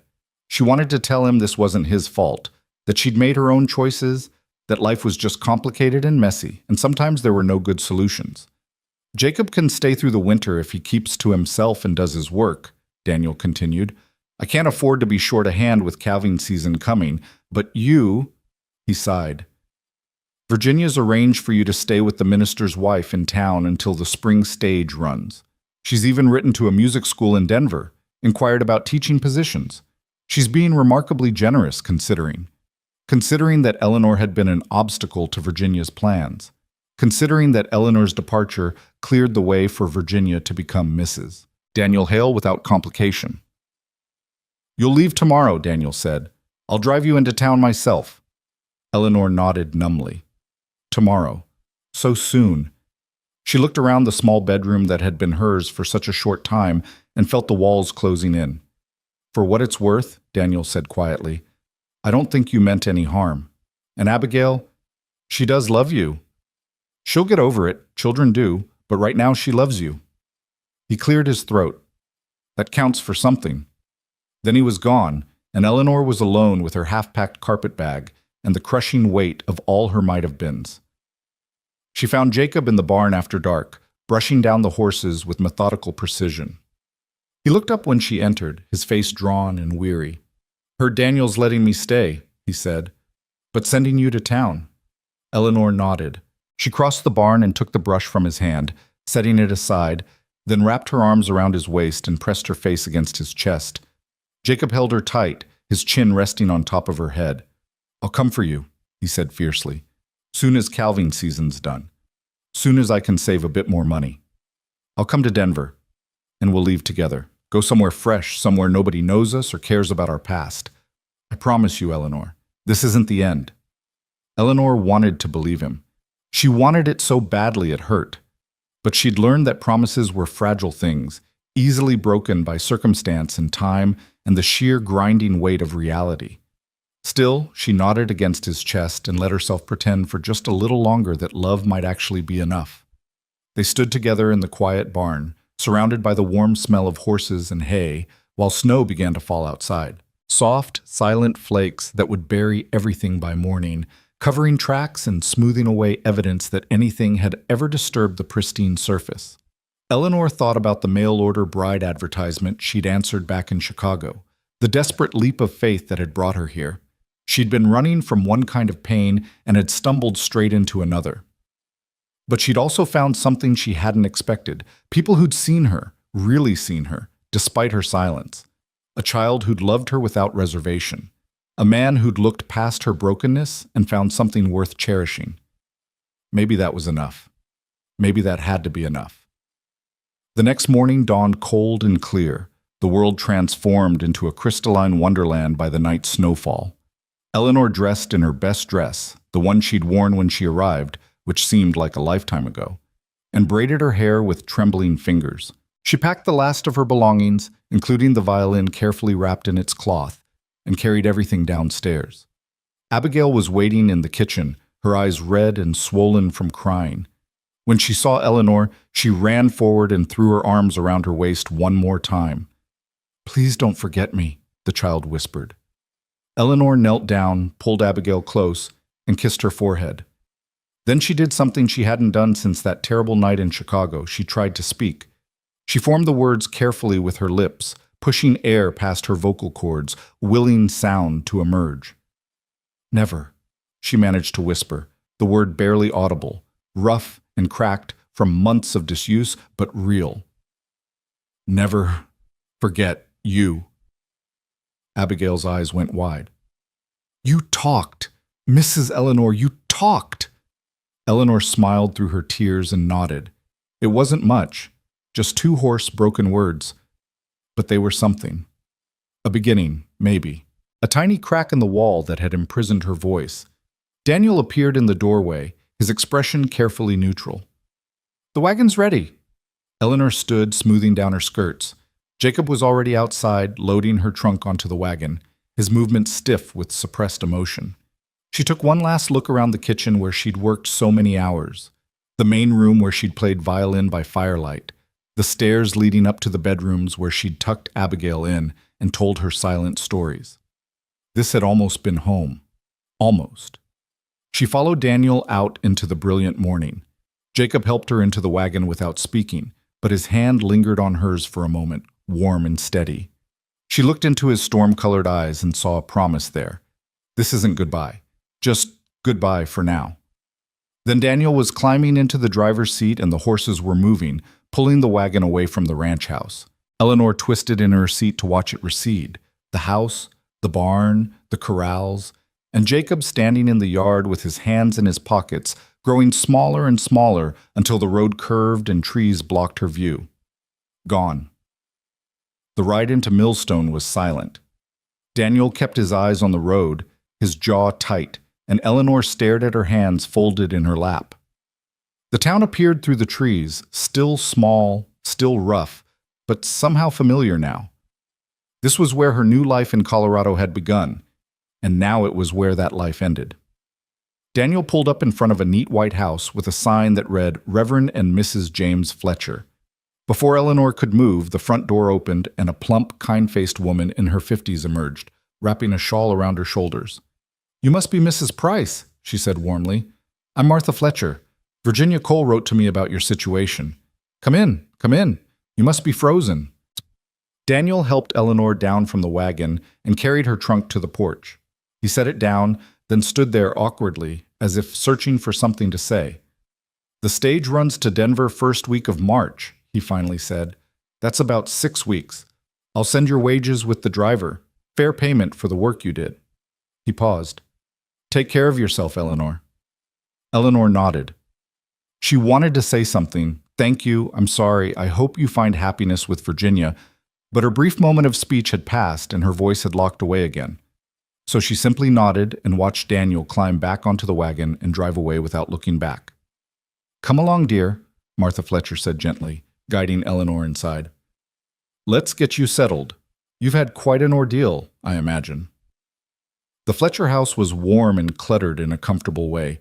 Books stacked on every surface, needlework projects in various states of completion, the smell of baking bread filling the air. Martha led Eleanor to a small guest room on the 2nd floor, chattering pleasantly about the weather and the town, and how nice it would be to have company. "I know about your condition," Martha said carefully as Eleanor set down her carpet bag. "Virginia explained that you don't speak, but I want you to know that's perfectly fine with me. My grandmother lost her voice after a stroke, lived another 10 years communicating just fine with gestures and written notes. We'll manage beautifully, I'm sure." Eleanor felt some of the tension in her shoulders ease. Martha Fletcher seemed genuinely kind, not pitying or judgmental, just accepting. "Now," Martha continued, "Virginia also mentioned you're a gifted musician. She thinks you could make an excellent living teaching in Denver. The Westfield Academy is looking for a music instructor, and I've taken the liberty of writing to them on your behalf." Virginia provided a glowing reference, and I added my own recommendation, which I hope you don't mind, though we've only just met. I'm an excellent judge of character. Eleanor managed a small smile. Virginia Cole was nothing if not efficient. Within 24 hours of Eleanor's dismissal from the ranch, she'd arranged housing, employment prospects, and character references. It was impressive, really, and impossibly sad. The weeks that followed developed their own quiet rhythm. Eleanor helped Martha with household tasks, played the church organ on Sundays, and slowly, carefully, began to practice speaking again. At first it was just single words. Yes, no, thank you, forced past the barriers of fear and pain. Her voice was rough, unreliable, often failing halfway through a sentence, but it was there, waiting, healing. Martha was patient and encouraging, never pushing but always ready to listen when Eleanor managed to get words out. In the evenings, they'd sit by the fire and Eleanor would play the violin while Martha did her needlework. And something about the peaceful domesticity of it soothed the raw places in Eleanor's heart. But she missed the ranch, missed Abigail's chatter and laughter, missed the vast open spaces and the mountains turning pink at sunset. And she missed Jacob with an ache that sometimes felt physical, like something vital had been torn from her chest. He came to town twice during those 6 weeks, both times on ranch business, and both times he found a way to see her. They'd walk through the snowy streets, Eleanor bundled in her inadequate coat, and Jacob matching his long stride to her shorter one, and they'd talk. Or rather, he'd talk and she'd listen and occasionally contribute a hoarse word or two. Daniel's courting Virginia properly now, Jacob told her during the first visit. She comes to the ranch twice a week. She's struggling with it, keeps asking about you. I told her you were well, that you were living in town and getting ready for your new teaching position. Eleanor's heart clenched. She whispered, Is she angry? At Daniel, mostly. She barely speaks to him. Jacob kicked at a chunk of ice on the boardwalk. She told me she's going to run away and come live with us when we get our own place. Eleanor's eyes widened. She knows? About us? I think so. 7-year-olds are sharper than people give them credit for. He looked at her, his expression serious. I meant what I said, Eleanor. Come spring, we leave, together.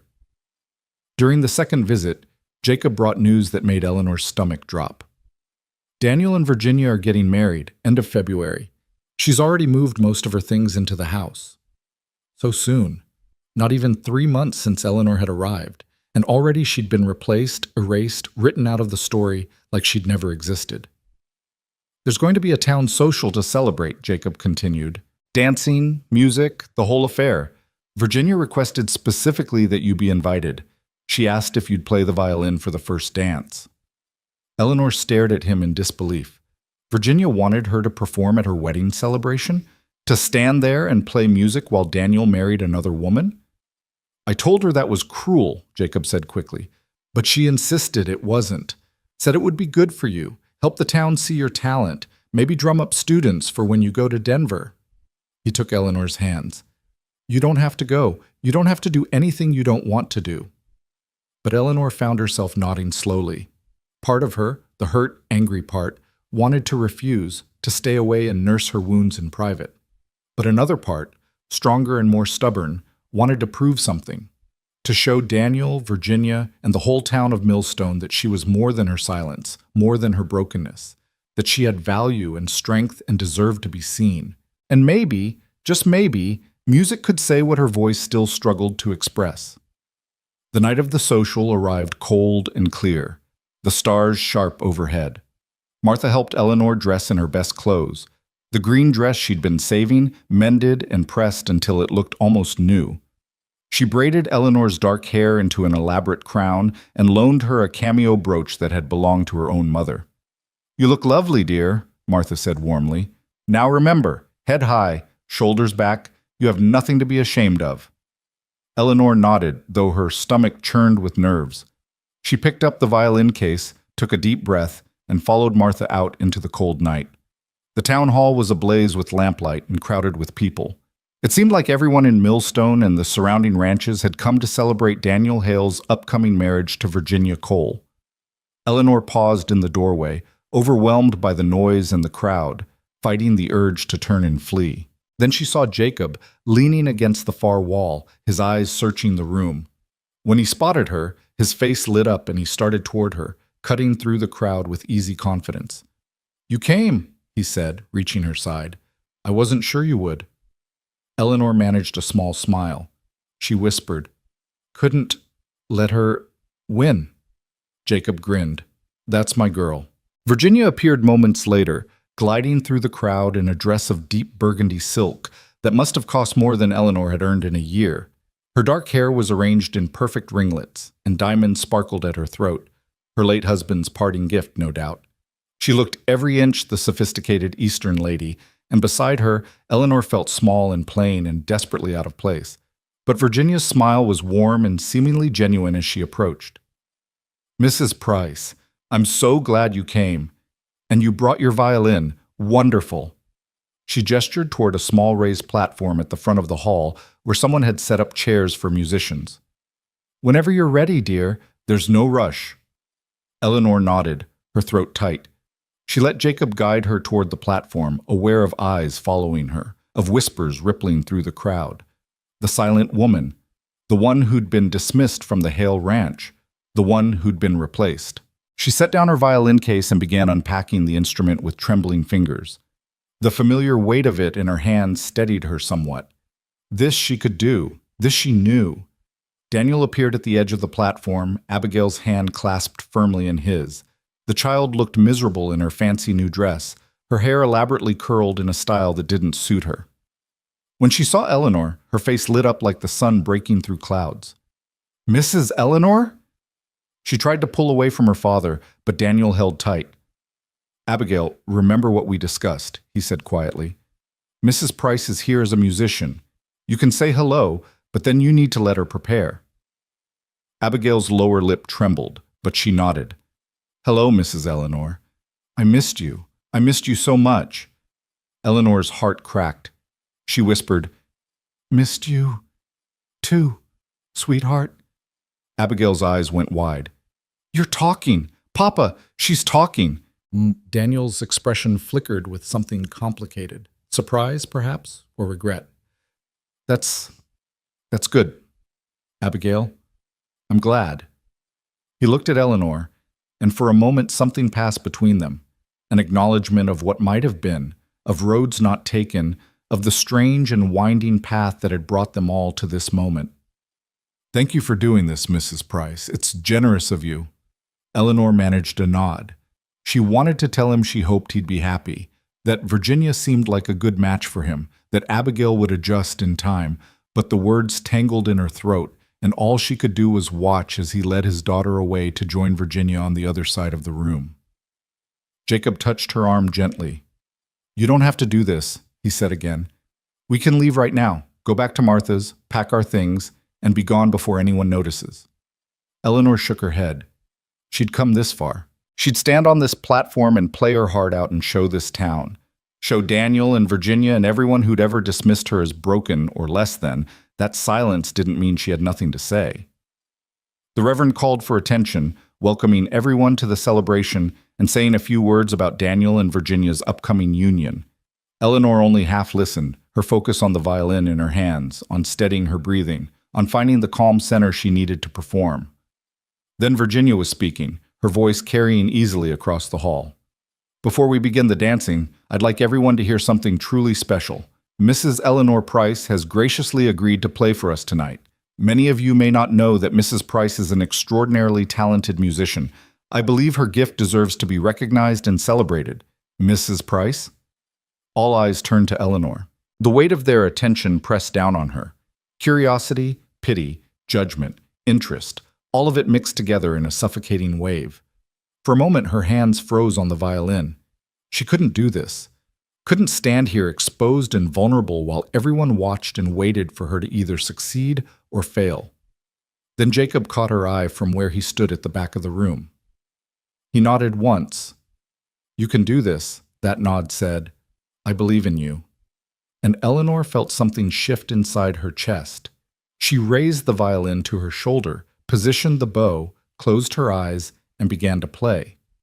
The piece she'd chosen was one she'd learned as a girl, a waltz by Strauss, bright and lilting and full of joy. Her fingers found the notes with growing confidence, muscle memory taking over where fear tried to paralyze her. The music poured out of her, filling the hall with sound and light and beauty. And for those few minutes, Eleanor forgot about everything except the conversation between bow and strings, the way the melody rose and fell like breathing. She could feel the audience listening, could sense the shift in the room from polite attention to genuine engagement. This was what her voice had always been meant for, not small talk or social pleasantries or the thousand mundane exchanges that made up daily life, but this, pure expression, raw emotion given shape and sound. When the final note faded, there was a moment of profound silence. Then applause erupted, genuine and enthusiastic, and Eleanor opened her eyes to find people smiling at her with something that looked like respect. Virginia led the applause, her expression gracious. Daniel looked stunned, as if seeing Eleanor clearly for the first time, and Abigail was bouncing on her toes, her face radiant with pride. "Beautiful," and someone called out, "Play another." Eleanor's lips curved in a small smile. She nodded and launched into a reel, something faster, more playful. And soon people were moving onto the dance floor, couples pairing up and spinning to the lively rhythm. Jacob appeared beside the platform and extended his hand to a young woman Eleanor recognized from the general store, leading her into the dance with easy grace. He was being careful, Eleanor realized, not to give the gossips any more ammunition by claiming her too publicly. She played through 3 more dances, her confidence growing with each piece. Between songs, people approached to thank her, to compliment her playing, to ask if she'd consider teaching their daughters. Martha Fletcher beamed from her seat near the refreshment table, nodding encouragingly. During a break, while someone else took over the music, a fiddler who played with more enthusiasm than skill, Eleanor slipped outside for air. The cold hit her like a slap, but she welcomed it after the close heat of the crowded hall. She stood on the porch, breathing clouds into the night, and tried to process the evening's strange success. The door opened behind her, and she turned expecting Jacob, but it was Daniel. "That was remarkable," he said quietly, staying a respectful distance away. "I knew you could play, but I didn't understand how gifted you really are." Eleanor wrapped her arms around herself against the cold and waited for him to continue. "I owe you an apology," Daniel said, his voice rough. "Several apologies, actually. I brought you here under false pretenses. I told myself I was looking for a wife, but what I really wanted was someone to fill the empty spaces Sarah left behind without requiring anything from me. That wasn't fair to you." Eleanor shook her head. She whispered, "I came with false pretenses, too. Never meant to be real wife." Daniel's eyebrows rose. "Because of whatever happened to you? Whatever stole your voice?" Eleanor nodded. "May I ask what it was?" She hesitated, then forced the words out, each one an effort but coming easier than before. "My fiancé betrayed me with my sister. Found them together. Tried to scream, but nothing came out. Voice just stopped." Daniel was quiet for a long moment. Then he said, "I'm sorry, that's a terrible thing to survive." He cleared his throat.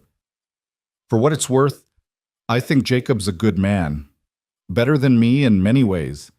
He sees people, really sees them. I just see what I need them to be."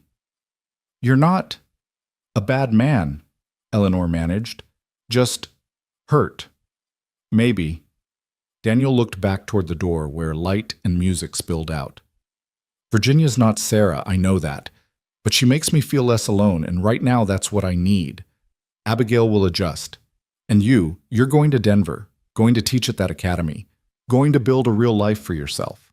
Eleanor wanted to tell him that she wasn't going to Denver, that she and Jacob were planning to leave together, to start fresh somewhere new. But that wasn't Daniel's business anymore, and something told her he didn't really want to know. "I hope you find what you're looking for," Daniel said. "Happiness, peace, your voice, fully." He held out his hand. "No hard feelings?" Eleanor took his hand and shook it. "No hard feelings?" Daniel nodded, squeezed her hand once, and went back inside. Eleanor stood alone on the porch for another moment, watching her breath make clouds in the moonlight, and felt something heavy lift from her shoulders. Closure, maybe. or just the knowledge that she'd handled an impossible situation with as much grace as she could muster. The door opened again. This time it was Jacob, and the sight of him made her heart leap. "There you are," he said, crossing to her side. "People are asking for you. They want more music." Eleanor smiled. "Let them wait. Need moment." Jacob pulled off his coat and draped it around her shoulders, then stood beside her in comfortable silence. After a moment, he said, "You were magnificent in there. I've never been more proud of anyone in my life." Eleanor leaned against him, soaking in his warmth. She whispered, "Scared." "I know, but you did it anyway. That's what courage is." They stood together watching the stars, and Eleanor thought about all the impossible things that had happened since that day she'd stepped off the stage in Millstone. She'd lost her position at the ranch, but she'd found her voice, or at least the beginning of it. She'd lost Daniel's protection, but she'd found Jacob's love. She'd lost the security of a predetermined future, but she'd gained the terrifying freedom to choose her own path. "Jacob," she said, the name coming easier than most words, "when do we leave?" "Stage to Denver runs day after tomorrow," Jacob said. "But we're not taking that stage. I talked to a freight hauler heading to California. He's leaving end of the week, said he'd give us passage if I help with the driving. We'd go through Nevada, end up in Sacramento. I hear there's good ranch land in the valleys north of there, and plenty of work for anyone willing to put in the effort." California. Eleanor had never imagined going so far, starting so completely over. The thought was terrifying and exhilarating in equal measure. "You sure?" she whispered. "About me? About this?" Jacob turned to face her fully, taking both her hands in his. "Eleanor, I have never been more sure of anything in my life. You're the bravest, strongest, most remarkable woman I've ever met, and I want to spend the rest of my life proving to you that you made the right choice trusting me." Eleanor felt tears prick her eyes. She pulled one hand free and touched his face, tracing the line of his jaw, the curve of his cheekbone, memorizing him. Then she rose on her toes and kissed him, soft and sweet and full of promise. When they broke apart, Jacob was smiling. "Is that a yes?" Eleanor nodded. "Yes," she whispered. "Yes, to everything." They went back inside and Eleanor played for another hour, her fingers flying over the strings, her heart soaring with each note. She played waltzes and reels and ballads, and the people of Millstone danced and laughed and celebrated, and for that brief window of time, Eleanor felt like she belonged somewhere, was part of something. During the last dance of the evening, a slow, romantic piece she played from memory, she watched Daniel lead Virginia onto the floor. They moved together with surprising grace, and Virginia's face was turned up to Daniel's with genuine affection. Maybe they would be happy. Maybe Virginia's light and confidence would fill the spaces Sarah had left, and Daniel would learn to move forward instead of backward. And Abigail, standing at the edge of the dance floor with Martha Fletcher, caught Eleanor's eye and waved shyly. Eleanor smiled and nodded back, and the child's face brightened. They'd said their real goodbye weeks ago, but this felt like closure, a gentle acknowledgement that they'd both survived this parting, that the love between them was real even if the circumstances were impossible. When the evening finally ended and people began filing out into the cold night, several women approached Eleanor with requests for music lessons. She politely declined, explaining through halting words and gestures that she'd be leaving Millstone soon. They looked disappointed but wished her well, and Eleanor felt a strange, bittersweet gratitude for their kindness. Martha linked arms with Eleanor as they walked back to the parsonage through the snow. "You were wonderful tonight, dear. Absolutely wonderful. Are you sure about leaving? I think you could build quite a nice life here, teaching and performing. The town has clearly taken to you." Eleanor squeezed Martha's arm affectionately. "Thank you for everything, but need to go forward, not stay still."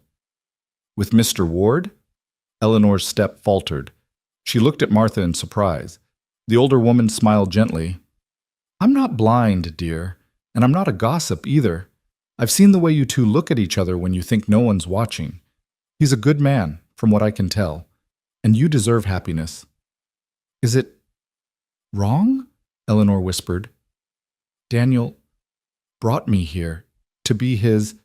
Daniel let you go, Martha interrupted firmly. Whatever arrangement you had, it's ended. You're a free woman, Eleanor, free to choose your own path, your own happiness. Don't let guilt keep you from living. They reached the parsonage, and Martha pulled Eleanor into a warm embrace. You write to me when you get settled, wherever you end up.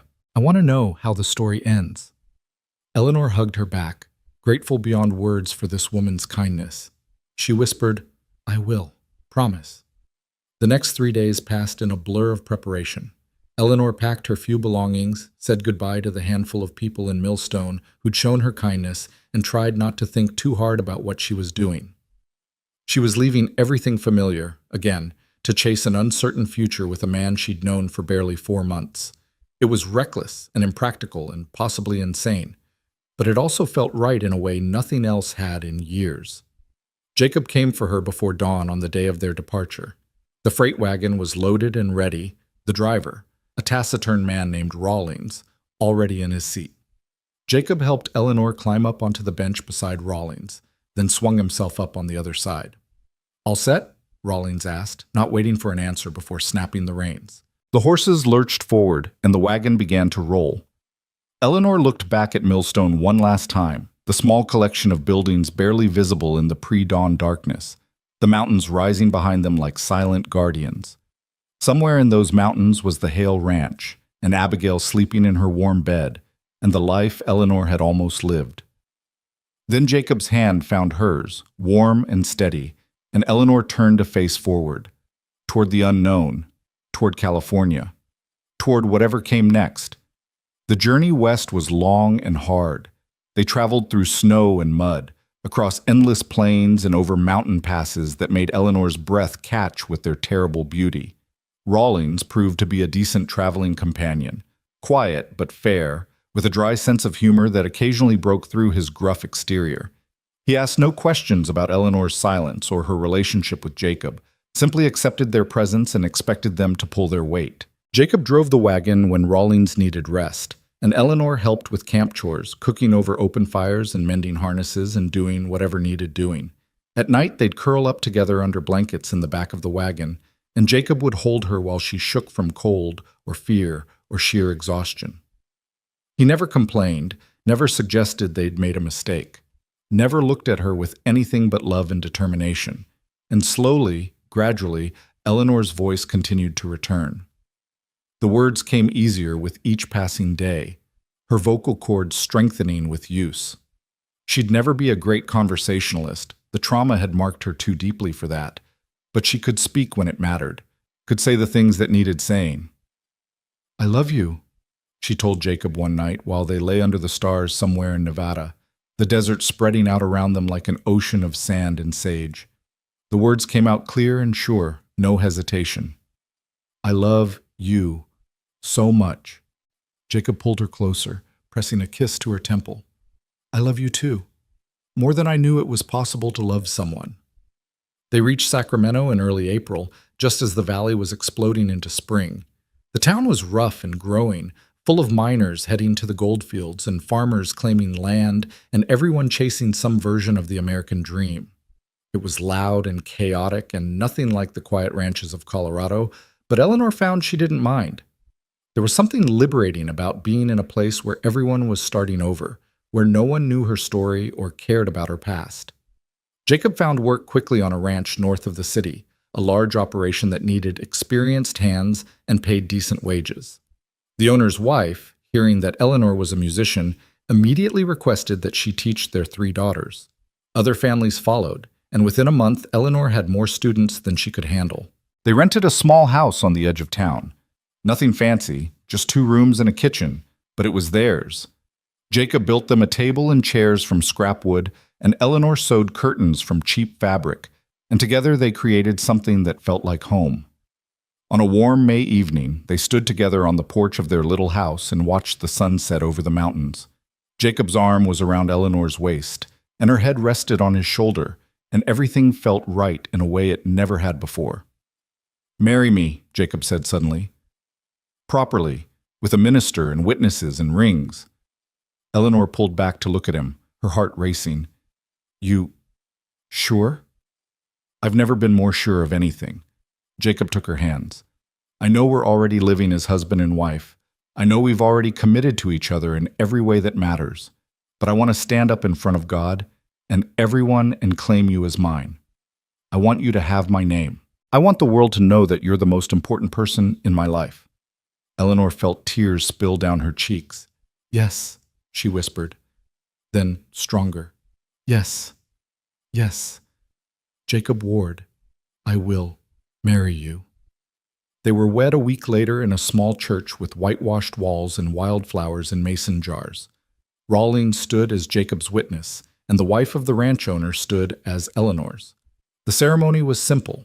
No fancy dress, no elaborate celebration, just two people promising to love and honor each other for as long as they both lived. When the minister said, "You may kiss your bride," Jacob cupped Eleanor's face in his hands and kissed her with a tenderness that made her heart ache. And when they pulled apart, Eleanor found herself smiling, really, truly smiling, for the first time in longer than she could remember. The reception was held at their little house, with neighbors bringing food and music and laughter. Someone produced a fiddle and called for dancing, and Jacob spun Eleanor around their tiny front room while everyone clapped and cheered. She was breathless and dizzy and completely, impossibly happy. Late in the evening, after most of the guests had gone home, Eleanor picked up her violin and began to play. She played Beautiful Dreamer, the song she'd played that night at the Hale Ranch, the night she'd first realized her music could speak when her voice couldn't. But this time the melody felt different, less melancholy, more hopeful, a promise instead of a lament. Jacob watched her from across the room, his eyes bright with love and pride, and Eleanor played for him, for this good, kind man who'd seen past her brokenness to the whole person underneath, who'd taught her that silence could be strength, that love could heal, that new beginnings were always possible if you were brave enough to reach for them. When the final note faded, Jacob crossed the room and pulled her close. "That was beautiful," he whispered. "You're beautiful." Eleanor set down the violin and wrapped her arms around his neck. "Thank you," she said clearly, the words flowing easily now. "For seeing me, for loving me, for giving me a reason to speak again." "You always had a voice," Jacob said. "You just needed to find a safe place to use it." And standing there in their small house with the California stars shining through the window, Eleanor realized he was right. She'd lost her voice in Chicago, trapped it away behind walls of fear and pain and betrayal. But she'd found it again here, in this unexpected place, with this unexpected man. Not all at once. Healing never worked that way. But gradually, carefully, one hard-won word at a time. Summer came, hot and golden, and Eleanor's teaching practice thrived. She took on students not just in music but in reading and writing, her small house becoming a kind of informal school. Jacob was promoted to foreman at the ranch, a testament to his skill and work ethic. They saved money, made plans, dreamed of buying their own land someday. And on a warm August evening, a letter arrived from Colorado. Eleanor recognized Abigail's careful handwriting on the envelope, and her hands shook as she opened it. The letter was short, but full of news. Daniel and Virginia had married in March. Abigail liked Virginia better than she'd expected. The woman was strict but fair, and she'd convinced Daniel to let Abigail stay home instead of going to boarding school. They were expecting a baby in the fall. The ranch was doing well. The mountains were beautiful in summer. And at the end, in larger letters that suggested Abigail had pressed hard with her pencil. "I miss you every day, Mrs. Eleanor, but I'm glad you're happy. Jacob is lucky to have you. Please write back and tell me about California. Love, Abigail." Eleanor read the letter 3 times, tears streaming down her face. But they were good tears, healing tears. She sat down immediately and wrote back, telling Abigail about Sacramento and the ranch and her students and the small house she shared with Jacob. She told her about getting married, about playing music for people who appreciated it, about learning to speak again slowly and imperfectly, but truly. And she told Abigail something she'd only just realized herself, that sometimes the wrong path leads you exactly where you need to be, that sometimes losing everything is the only way to find what matters most, that courage isn't the absence of fear, but the decision to move forward despite it. She ended the letter with a promise. You will always have a place in my heart, sweet girl. And if you ever need me, I'll be here. Your friend forever, Eleanor Ward. Eleanor Ward. The name still felt new, unfamiliar, like a coat she was trying on for the first time. But it fit. It felt right. Jacob came home just as she was sealing the letter, dusty and tired from a long day, but smiling when he saw her. "Good day?" he asked, kissing her cheek. "Very good," Eleanor said, the words coming easily now, barely a rasp. "Letter from Abigail. Everyone's well." "I'm glad." Jacob washed up at the basin, then came to sit beside her at their handmade table. "I've been thinking." "About?" "That piece of land the owner mentioned, the 40 acres up near the creek. He's willing to sell it reasonable, said we could make payments over 5 years. Jacob took her hand. "We could build our own place, Eleanor. Have enough land for some horses, maybe a few cattle. You could teach from home. We could—" He paused, his thumb tracing circles on her palm. "We could build something real, something that lasts." Eleanor looked at him. This man who'd given her everything, who'd believed in her when she couldn't believe in herself, who'd shown her that love wasn't about perfection, but about choosing each other every single day despite the imperfections. And she knew with absolute certainty that whatever came next, whatever challenges or joys or sorrows the future held, they'd face it together. "Yes," she said, her voice clear and strong. "Let's build something real." Jacob's face broke into a grin, and he pulled her into his arms, holding her tight. Through the open window, Eleanor could hear neighbors calling to each other, children laughing, the distant sound of someone playing a guitar. Life happening all around them, messy and complicated and beautiful. She'd come west as a woman who'd forgotten how to speak, running from pain and betrayal and the ashes of a life that had burned down around her. She'd expected silence and solitude and a kind of safe, numb existence where she couldn't be heard again. But instead she'd found music. She'd found purpose. She'd found a child who'd loved her unreservedly and a man who'd taught her that her voice, whether spoken or played or simply expressed through the way she lived her life, mattered, that she mattered. And standing there in Jacob's arms, in their small house in California, with the whole vast future stretching out before them, Eleanor finally understood what her mother had tried to tell her all those years ago, that music was the voice of the soul, and even when words failed, even when fear tried to silence you, your soul could still sing. She pulled back from Jacob's embrace, picked up her violin, and began to play. The melody that emerged was something new, something she'd been composing in her head for weeks, but hadn't dared to play aloud. It was hopeful and bright and shot through with joy, a song about new beginnings and second chances and the possibility of healing. Jacob listened, his eyes never leaving her face, and when she finished, he said, "That was incredible. What's it called?" Eleanor smiled, a full, genuine smile that reached all the way to her eyes. "The Cowboy who taught me to speak again." And there, in the golden California evening, with love and hope and an infinite horizon ahead of them, Eleanor Ward, the woman who'd lost her voice and found it again, finally came home. The two https os www.youtube.com watch v z2s5p8l1i. Here's a cinematic, dramatic 5-part summary in American storytelling style, rewritten with new character names, no repeats from any CB story, following the full arc: opening, rising action, climax, resolution, breakthrough, and ending, and closing the story completely. Title: The Silent Bride and the Cowboy Who Taught Her to Speak Again. 1. Opening: The Woman Who Forgot How to Speak. Colorado Territory, 1883. The stagecoach jolted to a stop, and Eleanor Price stepped down clutching a worn carpet bag and a letter signed by a rancher named Daniel Hale, a widower seeking companionship and help with his little girl. Eleanor hadn't spoken since a betrayal in Chicago shattered her voice and her trust. The town of Millstone was quiet, its frozen wind slicing through her shawl. Daniel hadn't come to meet her. Instead, a gentle cowboy named Jacob Ward greeted her, saying Daniel was tending to sick cattle. Jacob's calm, kind voice filled the silence she carried.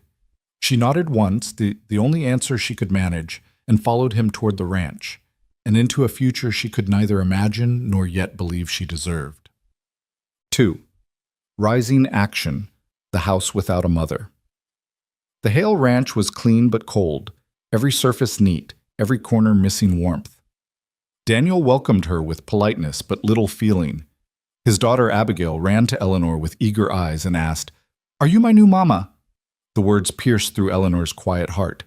She tried to respond, but her voice wouldn't come. Instead, she knelt, smiled, and braided the child's hair.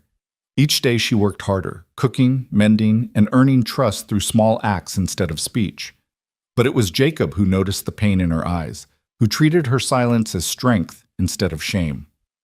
When he invited her to ride to the ridge, to see the valley spread gold beneath the mountains, she found, for the first time in months, that silence could feel like peace instead of punishment. 3. Climax, the blizzard and the barn. When winter struck, a fierce blizzard howled through Millstone. Daniel rode off to help a neighbor save trapped cattle, leaving Eleanor, Abigail, and Jacob to weather the storm alone. The wind screamed against the house, snow piling high against the windows. Jacob worked to keep the fire burning, his presence steady, protective. But when the barn roof began to buckle under the weight of snow, he tied himself to the porch and went out. Eleanor gripped the rope with frozen hands, praying soundlessly until he returned, soaked, shivering, but alive. When he stepped through the door, she ran to him, clutching his coat with trembling fingers. "I'm all right," he whispered. She looked up at him, heart pounding, and for the first time in months, she felt warmth strong enough to melt fear itself. 4. Resolution, the music of her heart. Days later, the storm broke. Daniel returned, with a sophisticated widow named Virginia Cole beside him. Her polished laughter filled the house, and Eleanor felt herself fade again, unseen, unheard. But Jacob brought her a gift, his grandfather's old violin. "For you," he said softly. Music's another way to speak. That evening, she played Beautiful Dreamer. The melody rose through the house, gentle, trembling, alive. When the final note faded, tears streaked Abigail's cheeks. "It sounds like Mama," the girl whispered. Daniel stood motionless, stunned. Even Virginia had no words. Eleanor's music said everything her voice could not, that pain could become beauty, and silence could become strength. 5. Breakthrough and ending. The voice returns. At the town social, Eleanor was asked to play again. Before a crowd of neighbors, she poured her heart into the violin until the hall went still. When the last chord lingered in the air, she finally spoke, soft but sure. "Thank you." Her first word in months. Later that night, outside beneath the lanterns, Jacob took her hands. "You don't owe me anything," he said, "but I love you." She looked up through tears. "I love you too." The words were barely a whisper, yet they carried through the mountain wind like a hymn. Spring came. Daniel found new love with Virginia, and Abigail gained not one mother but 2 hearts who cared for her. As for Eleanor and Jacob, they built their own cabin by the ridge, where laughter and music replaced silence forever.